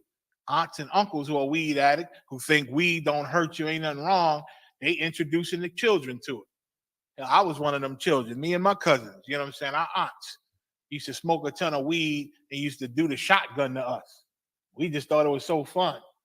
And they said, come on, me do the shotgun in the yard and do this shit, blow the damn weed. It's like a damn stream bean of weed getting forced into your nose or mouth. You know what I mean? From my aunts. These are aunts who love us and took care of us. They surely ain't going to do nothing to harm us. And you understand? That's how most of us as children become drug addicts. You understand? Go ahead. When compared with people who did not use marijuana, cannabis users were 22% more likely to visit an emergency department or be hospitalized, the study revealed. Go ahead. The finding held true even after adjusting the analysis for over 30 other confounding factors, including other illicit drug use, alcohol use, and tobacco smoking. Okay. Physical bodily injury was the leading cause of emergency department visits. Physical bodily injury, meaning when you come, most of the people that come to the emergency room, they come because they didn't hurt themselves physically. They didn't hurt themselves physically. Read on. And hospitalizations among the cannabis users with respiratory reasons coming in a close second. And now the weed users come in a close second. You understand? Usually you hurt yourself. It's an emergency. Oh, I broke this, sprained this. I got to go see it now. I hurt real bad now. They're the majority of people that come to the emergency. After that, it's you weed addicts. It's you weed addicts. Go ahead. Bozoris said, marijuana smokers had a higher blood and urine levels of several smoke-related toxins, such as... Hey, read that again. It was good. Marijuana smokers... So when you weed addicts, you marijuana smokers, go ahead. ...had a higher blood and urine levels of several smoke-related toxins. They had toxins in their blood and in their urine. So this weed is poison in your body. That's what a toxin is. A toxin is poison to the body. And when they studied the blood and the urine of you weed addicts, they found a whole bunch of extra toxins in your system, man, and in your body. Go ahead. Such as naphthalene, Mm-hmm. acrylamide, Right. and acrylonitrile. Good enough. Go ahead. The non-smokers. A 20 Naphthalene and acrylamide and acrylonitrile. Go ahead. the non-smokers. A 2021 study found naphthalene is associated with anemia, liver, and neurological damage. Read that again. Where you at? Naphthalene is associated with anemia. Anemia, man. Sickle cell anemia. Y'all ever heard of that? That's when your blood cells aren't right. Right. You understand? So these toxins coming from weed can affect your goddamn blood cells, man. You can get anemia from that. Anemia, you can die. Read.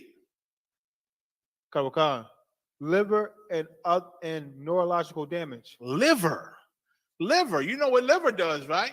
Your liver destroys and gets rid of the toxins that's in your body. It takes it and gets rid of it.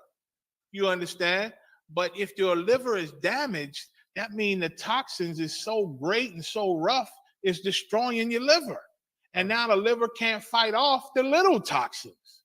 Because the big toxins is destroying it. Your weed is making your liver not able to get rid of the smaller natural toxins that our body takes in, man. And then it said neurological issue. Neurological what? And neurological damage. And neurological damage. That's your brain. That's your brain, man. Neurological damage is your brain and your nerves. Because your brain affects your nerves. Right. Your nerve sensations go up and send signals to your brain. Now the weed messes all that up. You're gonna end up vegetable, man. Right. From damn weed. From weed. You're gonna end up with nerve issues, memory issues, mental issues. You understand? Let alone sick from all the toxins building up in your body, damaging your liver. You understand? Listen, weed is a drug and it is a sin. Proverbs, please. Okay. In the book of Proverbs, I think 16 and 27. Okay. Weed is just nothing wrong with weed. Nothing happens in weed. I've been smoking weed all these years and nothing has happened to me. Exactly. Nothing has happened to you. Your life is where it was for years ago when you started the weed. Your life ain't never moved forward. You understand? Because your mental capacity is the same. Your thought system is the same. You ain't even thinking ahead, thinking to secure your future, to maintain yourself. You've done nothing with your life in the 3 years you've been smoking weed, because weed just does nothing for you. It does nothing to you, like you said. And you'll do nothing for yourself because of the weed. Go ahead. This is the book of Proverbs, chapter 16 and verse 27. Uh-huh. An ungodly man. An ungodly man, a man that don't follow the Most High. Go ahead. Diggeth up evil. Right? Meaning get things out of the earth, like the weed is. Weed, things from the earth, cocaine from the earth, them poppies, and turn them into heroin from the earth. All your Percocets and all that, they come from heroin also. All these things come from the earth. You diggeth up evil. Go ahead. And in his lips there is as a burning fire. And you smoke it. You melt it down and burn it in the spoon with the flame. Get your little pipe and you suck all the smoke from the damn vapors that come from that sizzling drug that you then concocted, man. You put what did it say? Fire? Say it again. Okay. And in his lips there is as a burning fire. Right. You light it up and smoke whatever you getting out of the earth, man, to get high. You're ungodly. That is not of the Most High, man. Now, the Lord ain't killed you yet, so it ain't too late. Right. It ain't too late. And who the hell am I to say it's too late for you? I was the worst weed addict. You understand? I'd get paper. I'd run out of weed and start smoking the couch, the chairs, everything. I smoked the refrigerator, smoked the tables. I just wanted to smoke anything. Smoking so goddamn much. Seeing what's the biggest blunts you can make and all that. But the Lord showed me, listen, nigga, I'm going to kill you if you don't stop. Lost women, you understand? Just bored in life, you understand? That's what it does to you. It stagnates you, let alone kills your liver and your brain and your nerves. You understand? And I was a young man when the Lord had me quit the weed, man, and give it up. It wasn't that hard. Why? Because I was rolling with brothers who had quit it already. I was rolling with men that was serious about serving the Most High in Christ, and I wanted to be serious like them. So it just took a little discipline, a little sacrifice. Then after a while, it was nothing, man. It was nothing. Hell, I was only smoking it because of the whores I was running with. And hell, if I give up whores, it shouldn't be too hard to give up the weed with the whores. They go together. You understand? So that's that. You understand? Right. So that's that. Leave the damn weed alone. I think the sister reposted her question. Matt Brandon. Let's get it. Oh, Slocky, brother. I'm sorry, Matt Brandon. I apologize. Go ahead. Slocky, sir. I can get a breakdown on Romans 15 and 13 about reproach and a general breakdown on Deuteronomy chapter 28 and 67. Okay, what's the one in Romans first? Romans 15 and 13. 15, verse 13. All right. They said about reproach.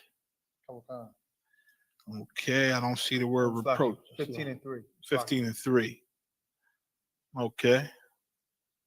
No, sir. Might as well start at 1. Okay. This is the book of Romans, chapter 15 and verse 1. We then that are strong ought to bear the infirmities of the weak. You understand? That's simple. That's like how we roll in this brotherhood in the UPK and the sisterhood. Some of us been here for a while. We're a little more disciplined, a little more experienced. We can fight evil and temptation very easy now because we've been trained. Commander General Yohanan trained us well. You understand?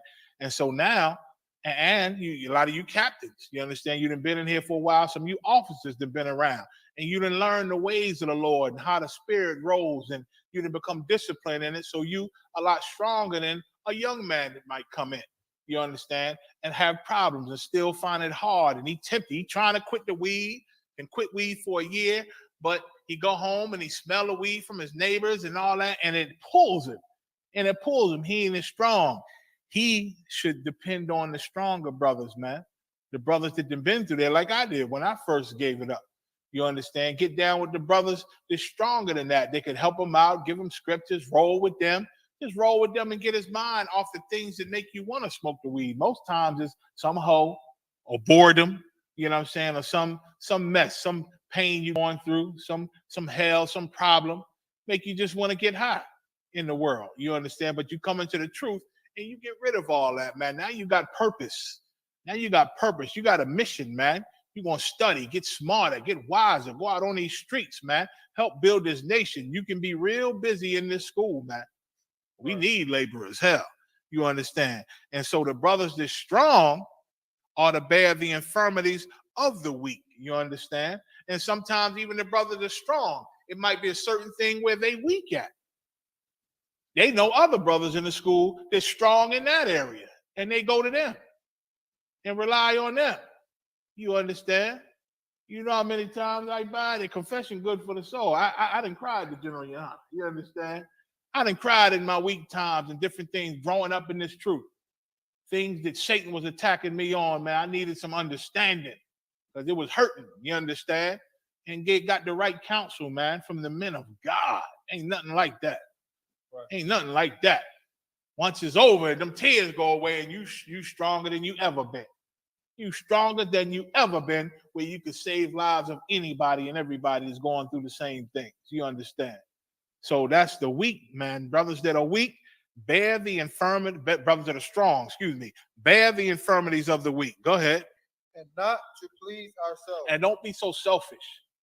Don't be so selfish when you see a brother struggling with something.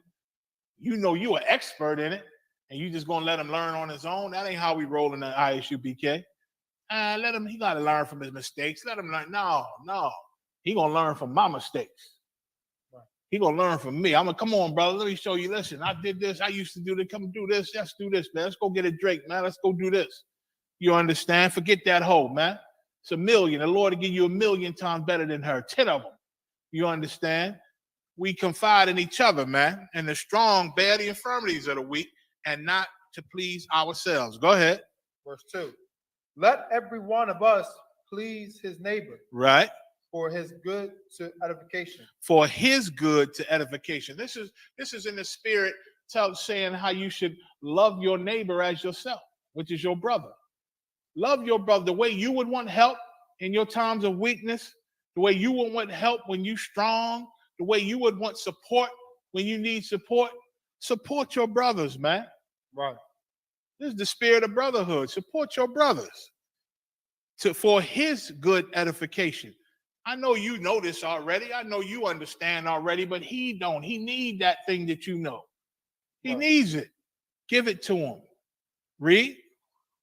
Verse 3. For even Christ pleased not himself. For even Christ pleased not himself. He wasn't selfish when he walked this earth. He didn't come here and say, I got to do things for me to please me. No, all that he did was for his brothers and for his nation, man. Right. Everything that he did was for us today. It was for them brothers back then and for us today. Right. That's how deep Christ was. He did things not only for the men that rode with him back then and the brothers who believed in the Most High and the sisters. He did it for all the brothers and sisters would be born afterward. Right. This down with the Most High. He did all that for us, not himself. You understand? He did not please himself. Go ahead. But as it is written, the reproaches of them that reproached thee fell on me. Right. The reproaches of him, meaning the sins, brother. The sins, the evils, the breaking of the law. That's a reproach to the Most High. When you eat pork, you understand? When you're smoking weed, when you're being homosexual, when you're going against this Bible, going against the ISUPK, those are reproaches. Right. And it was written in the Old Testament that the reproaches of the Israelites that reproached the Most High fell on Christ. Because in the Old Testament, it was written about Christ. Isaiah 63 or 61 is one example. It said he was bruised for our sakes. It said that in the Old Testament. He was bruised for our sakes because of what we did. Right. And that's what this is saying. Them reproaches that we reproach the Most High, it fell on our King, man. He died for that. He was punished for what we did, not for what he did. Right. He died for what he did. So that's what the reproach means in the scripture. Go ahead to what's his other question? A general breakdown, Deuteronomy 28 and 67. Deuteronomy 28 and 67. Let's get it. Okay. Deuteronomy, let me get with you. 28, verse 67. All right. So let me see. Let's start at 64. Why not? I'm going to read down to 67. Go ahead. Okay. Once again, Deuteronomy 28 are the curses and the blessings of the Most High. First half of Deuteronomy 28, he said, if we hearken and obeyed, meaning if we learned his laws and then actually obeyed them and executed his laws, statutes, and commandments, he would bless us in every way. Right. But then halfway down, the 15th verse, I believe, it tell you if we did not hearken and obey his statutes and commandments that he gave to Moses to give to Israel, then curses would come upon us and overtake us. And we reading the curses right now. 64. This is the book of Deuteronomy 28 and verse 64. And the Lord shall scatter thee among all people. So now that's a punishment. We were supposed to be a nation united, but because of our evil, we were divided and separated now. That's why Israelites are in North America, South America, Puerto Rico, UK, Canada, Trinidad, Jamaica, Brazil. We all over the earth. Israelites in damn Vietnam, Israelites in Russia, Israelites in Germany, Israelites in Poland, Israelites in Australia. I just saw a video where a group of brothers and sisters was in Australia made a video saying, yeah, man, we keep hearing that ain't no black people in Australia. Then what the hell are we? They in there dressed for the cold and all that. I said, what the hell are we? You see all these black people, there's a whole Israelite community in Australia. You understand? It's like, ain't no black Eskimos. Here we go. What the hell are we? Yeah, that's always been a lie. Sloppy. If you can put those 3 quarters in, I'll wait for you, cuz. No sweat. You understand? Like, we got Israelites all over the place. Listen, what's that basketball player? Dennis Rodman. Dennis Rodman, his father, I believe it was, his father was in the Vietnam War and left a ton of babies over there in Vietnam by them damn Vietnamese. Got Vietnamese mothers, had sex with them women, and left babies over there. Dennis Rodman got Vietnamese family over in Vietnam. Wherever Israelites go, we leave babies, man. We leave babies. And so that's how, because of the Lord's punishment and because of us disobeying him, you know, we were scattered into all these other places and made babies there and grew up there for generations. So it's families of Israelites scattered all over the earth, man. All over the earth. That's why the Lord said, let the wheat grow amongst the tares, because a lot of times you don't know who's an Israelite. That's why they try to say, but this Ghana and this African and that African, they could still be Israelites. Well, they could be, but they say they're African. You understand? If a brother or sister, no, my father is this, my father is Jamaican, my father is this, and we know he's an Israelite, fine. But if he say, well, I'm from Ghana and I'm this and that and this and that, he's a Hamite to us. Now, that ain't our business. We ain't letting him in this school. But you don't know. We don't know. That's why he's not coming into school. Right. Because we don't know. The Lord said the wheat and the tare is going to come up and grow together, but at the time of the harvest, in the end, the wheat going to be separated from the tare. So listen, the Lord will separate them. In the end, the Lord going to make it known who's Israel and who's not for the ones that we ain't sure about. Right. So don't sweat it. The Lord will know who they are, but they ain't got to sit up in here smelling and looking like Hamites. You understand? They ain't got to sit up in here, you know. So the Lord shall scatter thee among all people. Go ahead. That's why black people are called American. That's why there are black people called Germans. You know, there's black people called French. There's black folk Polish people. And again, the video I just talked about, there's black Australians. Right. You understand? Listen, there's even black Africans. And I ain't talking about the indigenous Africans because they not black. Right. They just brown. They just got dark skin like us. Right. You understand? But black is a whole nother thing, being black. You understand? Our brown, I noticed through all my years in the truth and seeing Israelites and seeing them, our brown ain't even the same brown as them. Look at the Arabs brown. They brown too. But you don't mistake them for us. They got a whole nother brown than we got. Right. You understand? It's like a dusty brown, in my opinion. It's like a plain, just a dusty dust. Like they've been rolling in the sand type of dusty brown. Our brown, even when we ashy, even I see little Israelite kids that's ashy, our brown still a shiny. Even in that ash. You see under that ash, there's a shine under there. All they need is a little baby oil, a little lotion. Our brown is totally different from their brown. You understand? Read. Wow. From the one end of the earth, even unto the other. From one end of the earth, even to the other, we are everywhere. Go ahead. And there thou shalt serve other gods. And again, we in every religion on this earth. Every religion. We got black people worshiping the river god. You see little shows and comedy skits about worshiping a head of lettuce. There are black people worshiping heads of lettuce. In reality, every religion that's out here, Israelites are in. Because we in these curses. Read. Right. There thou shalt serve other gods, which neither thou nor thy fathers have known. Right. Go ahead. Even wood and stone. Wood and stone. Y'all know we filling up the Muslim mosque, trying to be an Arab, worshiping a stone, the Kaaba stone.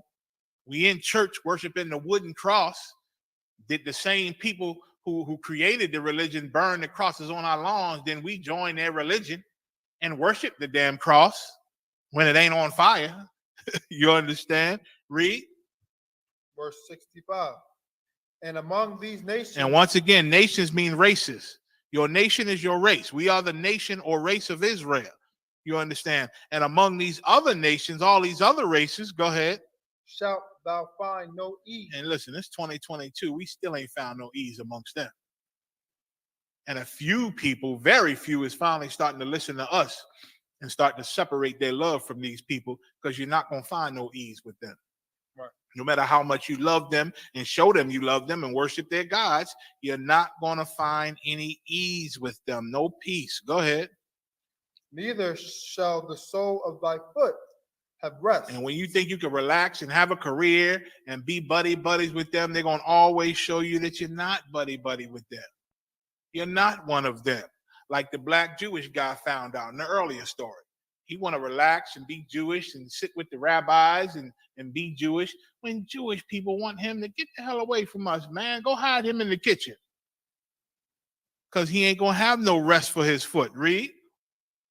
But the Lord shall give thee there a trembling heart. Trembling heart. We always afraid. I can't walk the street. Gun violence amongst each other everywhere, because we so oppressed and can't hurt the devil who causing our oppression. So we take it out on each other, man. A lot of us going insane under this oppression, man, till we hurt each other. Because that's what we maybe can get away with. If we hurt each other and you don't have the Lord, you turn toward each other. Read. And failing of eyes. And failing of eyes. Go ahead. And sorrow of mind. Sorrow of mind, man. You in hell. You're depressed. You're smoking weed. You're getting high. So your mind ain't right already from the drugs. And you're depressed. You got bipolar, schizophrenia. You understand? We need medicine. All of us, hell.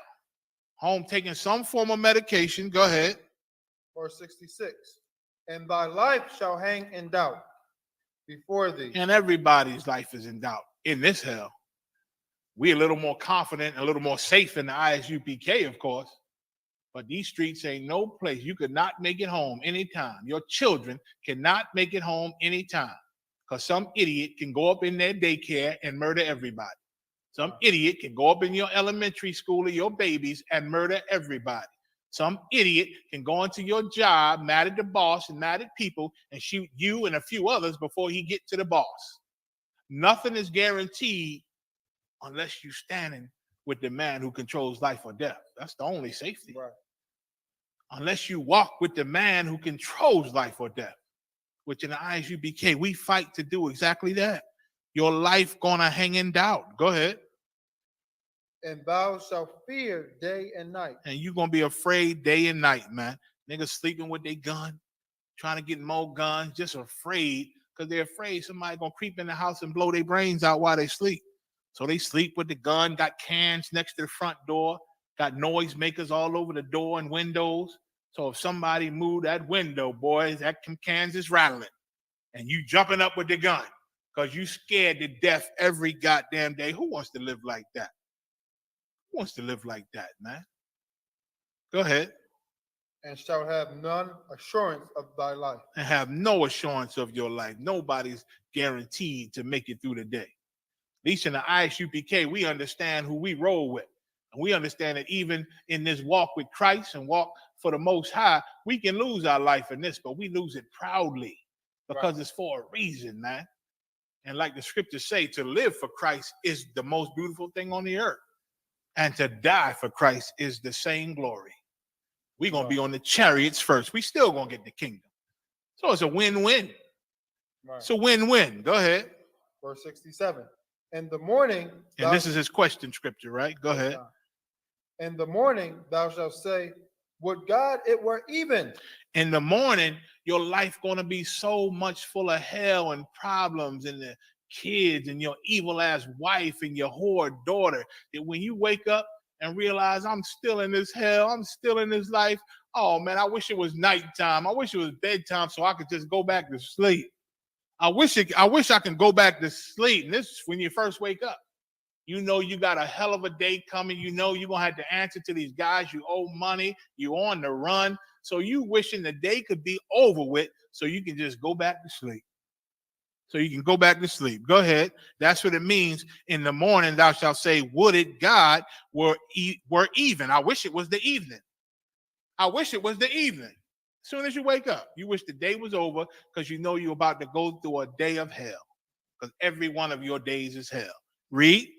And at even thou shalt say, would God it were morning. And in the evening, you're going to say, man, I wish I can get through this night. I wish this night was over. Some slavery you hate, some boss treating you like dirt. You understand that you got to be on because you got to pay your bills. You like, man, I'll be glad when this shift's over, man. I got this damn night shift. I'll be glad when it's morning. It's like whatever time you in, you pray to God that that time go by fast and you was in a different time. That's all these mean. Read. For the fear of thine heart, wherewith thou shalt fear, and for the sight of thine eyes, which thou shalt see. And that's a hell, man. The Lord could put you in exactly that kind of hell where wherever when it's morning, you wake up in the morning, you in that hell, you wishing this day just finished. You wishing it just finished and get over with. And then when the nighttime comes, you wishing, man, let it be tomorrow. This day is hell again. I wish it. You just waiting for all your hellish days to go by, so maybe one day you'll have some peace because of the hell that you in for disobeying the Most High. For disobeying the Most High. That's all they're saying. What's the time check? 12:49. What I got time for?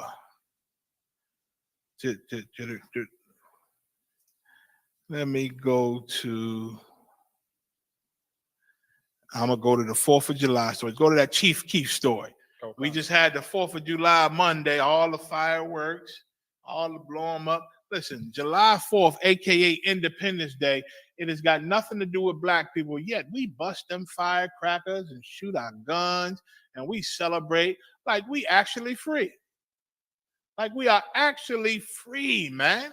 It's insane how we take on our murderers' customs, man, and try to celebrate with him. And our Christian minds, because of that damn Christian church, that evil whorehouse called the Christian church, they done convinced us that maybe if Master see how relentless we are is celebrating with him and doing the things that he do, maybe even though he murdering us every day, maybe he'll say, you know what? Let's stop murdering these people, man. Look at how they celebrate July 4th. They're just as much as patriots as we are. They love the red, white, and blue. Look at them. They think we're dealing with a human being when we're dealing with our oppressor, but he is not a human being. He doesn't think like human beings would normally think. You understand? So this is a video, Slocky. This is a video. We're gonna show this. I think he's a rapper. This cat, Chief Keef, right? I heard his name before. You know what I'm saying? He's an Israelite, of course, and he's celebrating the 4th of July. Let's look at the video of him and his July 4th celebration and the things that could happen when you defy the Lord. Because God is against the 4th of July. He said, I despise your solemn assemblies, meaning any gathering or celebrations you're having that he don't approve of, that he didn't create, he hates them. And he said, I will not smell your fatted beasts. I'm paraphrasing. I will not smell the food. I will not enjoy watching you enjoy the celebrations because he's against them. You understand? So he looking at it with hatred and anger while you smiling and celebrating, you know, these evil pagan holidays with your oppressor. Let's look at this video.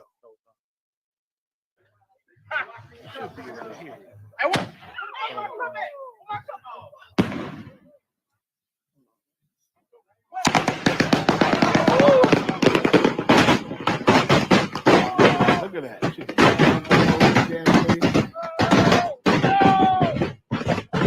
Blowing up. I don't know why blowing up all over the place, man. They lighting fireworks. Now they got to run high because it can start exploding all over the grid. It's supposed to go up into the sky. Play it again. It's supposed to go up into the sky and be beautiful in their minds and celebrate Independence Day. But the Lord showed them that they ain't independent. The Lord made them run away. Look. Ow. Run, recover, hide. Now these niggas is hiding and running. That's what happens, man. Celebrating the oppressive evil pagan holidays. Things backfire and go wrong because the Lord then turned his back on it. Give me that next story about the two cops. Same July 4th, a July 4th celebration in Philadelphia, at Philadelphia's Art Museum, also called the Parkway. something happened. You understand? Let's read that, and this will probably be my last story. Maybe. Oh, man, I ain't going to Creflo Dollar. Come on. This is NBCPhiladelphia.com. Mm-hmm. 2 cops shot during July 4th fireworks. 2 police shot during the Philadelphia July 4th fireworks. Go ahead. $2,000, $20,000. 20,000 K is thousand. 20,000 reward for arrest. Right, and they offering 20,000 for anybody that know anything, meaning they haven't caught the people who did the shooting, person or people that did the shooting and shot these 2 cops. Read. Gunfire near the Philadelphia Art Museum during the city annual July 4th fireworks show left 2 police officers shot. Mayor Kennedy apologized in an interview with NBC 10 for saying after the shooting that he looked forward to no longer being mayor earlier Tuesday. He apologized. He tired of being mayor, man. He tired of all the BS going on. Yeah, I'm tired of being mayor, but then he came back and apologized. Read. Okay. Philadelphia Police Union is offering a $20,000 reward for information leading to the arrest of a suspect. They go them killers and gangsters. That police union, boy. They the top mafia in America. You understand? That police union. They are well funded. They are very well politically correct, politically connected. You understand? They are the strongest group of organized crime criminals in America. The police union. And so they raise a little 20,000, which is nothing for them, because they pay millions when they murder you. When they murder you, they pay big money just to shut you up and for you to leave their officers alone, because they want to put them back on the job. They don't care that you died. They just want you to stop making a big deal about it. So what? They killed your family. That's what we do. He shouldn't have been there. You understand? Shut up. Take this 100,000. Take this million. There's nothing to them. You understand? Read. And the bizarre and so far unexplained gunfire that injured 2 police officers during the city's annual July 4th fireworks show on the Ben Franklin Parkway. Mm-hmm. A city officer sustained a graze wound to the head, and a Montgomery County Sheriff deputy suffered a gunshot wound to the right shoulder. So one Philadelphia cop, he got a graze wound to his head, man, to his head. I mean, that bullet could have yoked his cranium out. You know what I'm saying? You better thank the Lord. A graze wound to the head, and then a deputy was there also. I think a sheriff's deputy, did it say? Okay. A sheriff's deputy was there to help out with the police. He got hit in the shoulder. Go ahead. And the shooting that erupted almost immediately at the onset of the fireworks over the Philadelphia Art around 9:45 p.m. Right, 9:45, them fireworks started. Boom, boom, boom, boom, boom, boom, boom, boom, boom, boom.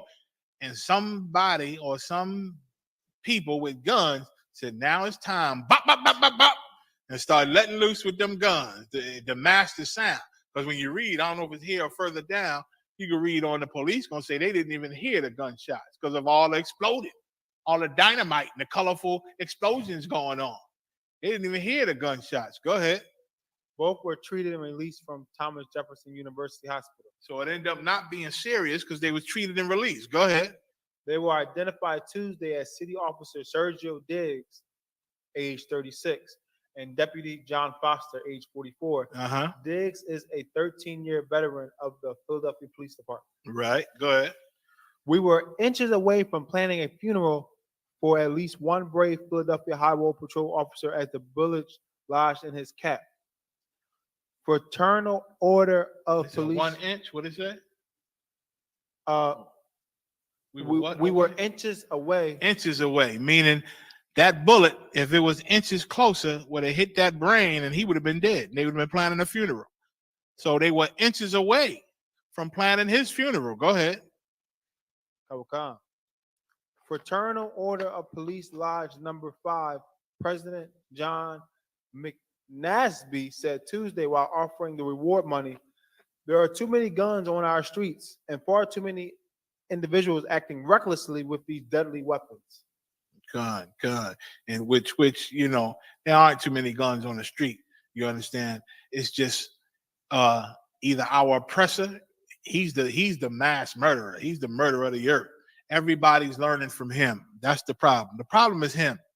If you take guns from white people, crime will go down everywhere. Right. You understand? Listen, even if there were still guns, if you take it from him and the other nations had guns, there would probably still be shooting because different races, they fight each other. You understand? But nobody kills like this Caucasian man. Right. Nobody murders the way he murdered. Black people get mad, shoot a whole crowd of people and only hit 2 or 3 people. Right. When we get mad, we shoot at a whole group of people and miss and end up hitting an old lady in some house across the street. You understand? But white people, boy, they are the masters of murder. They know how to murder a lot. You understand? Right. They know how to murder a whole bunch. And when blacks and Hispanics, when black and brown people do these things, we get it from them. Right. We get it from them, their movies, their video games. Man, they got video games where you snatching people out the car, blowing their brains out. Then you running down the street from the police and a lady is walking her dog and you get points for blowing her brains out. There are video games like that. Now, when you got an animal like white kids playing these games, that's in their brains. And it's in their brains in a rough way. You understand? It's like, I gotta do this. I gotta join the police force, but I'm too stupid. They're not gonna let me be the police. I keep trying. They won't even let me join the Boy Scouts. I'm so dumb. You understand? So they get daddy's AK and they make that game come to life. That cat that shot our brothers and sisters at that damn supermarket, the shops, was it Tops supermarket? He had a camera, he had the gun showing just like it is on the game, and you see him just raising it and shooting just like it is on them games. He was in a full-out video game, murdered our brothers and sisters, man. And when we act just like these animals, we do the same type of things. Right. It wasn't normal for blacks and Hispanics to do mass shootings, right. But because we watch them and we learn from them, and we're so weak and Christian, we try to be like them. And part of being like them is trying to be a murderer like them. You understand? He's trying to be a murderer. Like that's what our Hispanic brother just did to all them babies, man, in Uvalde. Shot all them babies trying to do what white people do. Trying to do what the oppressor do. But he met a whole different demise than the white boy who shot them brothers and sisters. The white boy that shot them brothers and sisters was gently handcuffed and put in the car and taken sweetly to jail. The Hispanic brother found out that he ain't white. Right. He do them murders and now he's dead and in the ground. You understand? We don't live like them and we're not supposed to live like them. Right. But when we do these heinous things, you can always tell who we learned it from. You can tell who we learned it from. So with that, I'm going to say shalom. You understand? I'll see y'all next week. We finish some of these stories that I didn't go into. Miss Creflo Dollar, I know Commander General Yohana, he'll go into it tonight, most likely. Tonight at 9 o'clock. Check out Black Watch. You understand? Remember the bingo fundraiser coming up September 11th in Philadelphia School. $20 donation, curry chicken, snacks, chips, fried chicken, all the rice and peas. You know what I'm saying? They're going to get it in.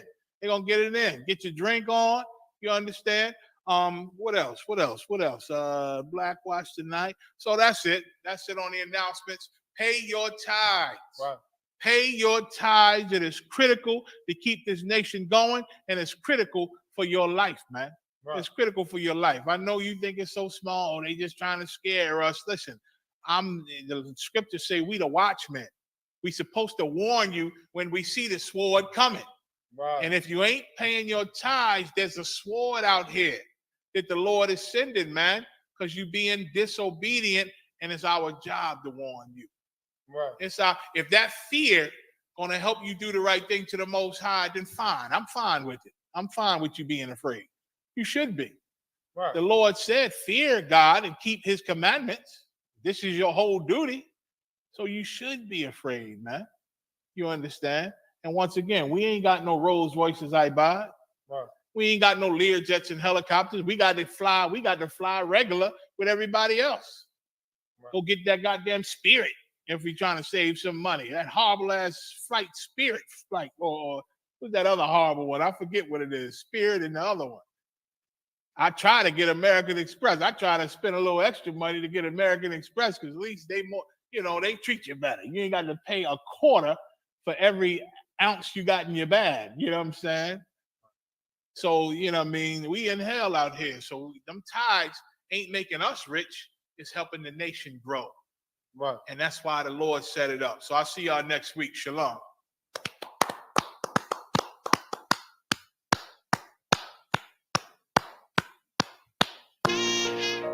All jokes aside, you know how niggas be like, I'm this and that for life, this and that for life.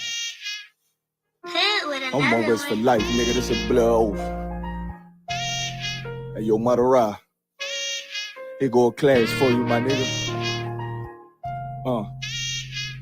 140 for the rebel. The world turned its back on me. I'm a crippling. We got soldiers, he got soldiers, but I got different ones. Ain't no way out, I'll tell you once. Don't pray for nothing, sin and curse. We can't forgive what's forbidden. Remain in them trenches. Trust in the Lord, but please forgive me for the times that I did. If rank is given, have your respect to your apprentice. Be about your business. This loyalty's a death sentence. Look, trying to pick up with a blind foot. They said there'll be many mansions. I'm just grinding for my time share. Them devils ain't playing fair. They hunt you like bad pal, but ain't no getting out the game like Jumanji. You take that oath, it's a Dundee. They try to deal death to a priest. You won't make it out in one piece. So you can stand. Just make sure you got the heart. Say your name 3 times and it's death do us part. Look. So how you feel about this truth I done shown? This ain't the life you think, little nigga. I should want. Even your own people go disown. And the Lord said they hate you for my name. So you better keep it on. Ain't no more guessing. Ain't no more questions. Make sure my election till I'm tucked away like George Jetson. Murder for capital, now it's murder at the Capitol. The world in amazement, we like fuck 'em, raise it. I pity those watching life as it goes by. Be giving mercy in this life, I don't know why. In pump smoke, never try to. The dead at home, my brother be the dead, it's all I don't. In the photo, salute my nigga. They like, how you stay focused? I told them I'm motivated cause of you, my nigga. Brotherhoods and weapons, still got weapons on the scene. Now never do my niggas like Bishop did Raheem. Never mind in all beliefs, they under anesthesia. Shorty said she need me, said she wanna let that love go. Told I let that love grow. But if I bring you to my bed, that's a blood oath. So, how you feel about this truth I done show? This ain't the life you think, little nigga. I should want. Even your own people gon' disown. And the Lord said they hate you for my name, so you better keep it on. Yeah.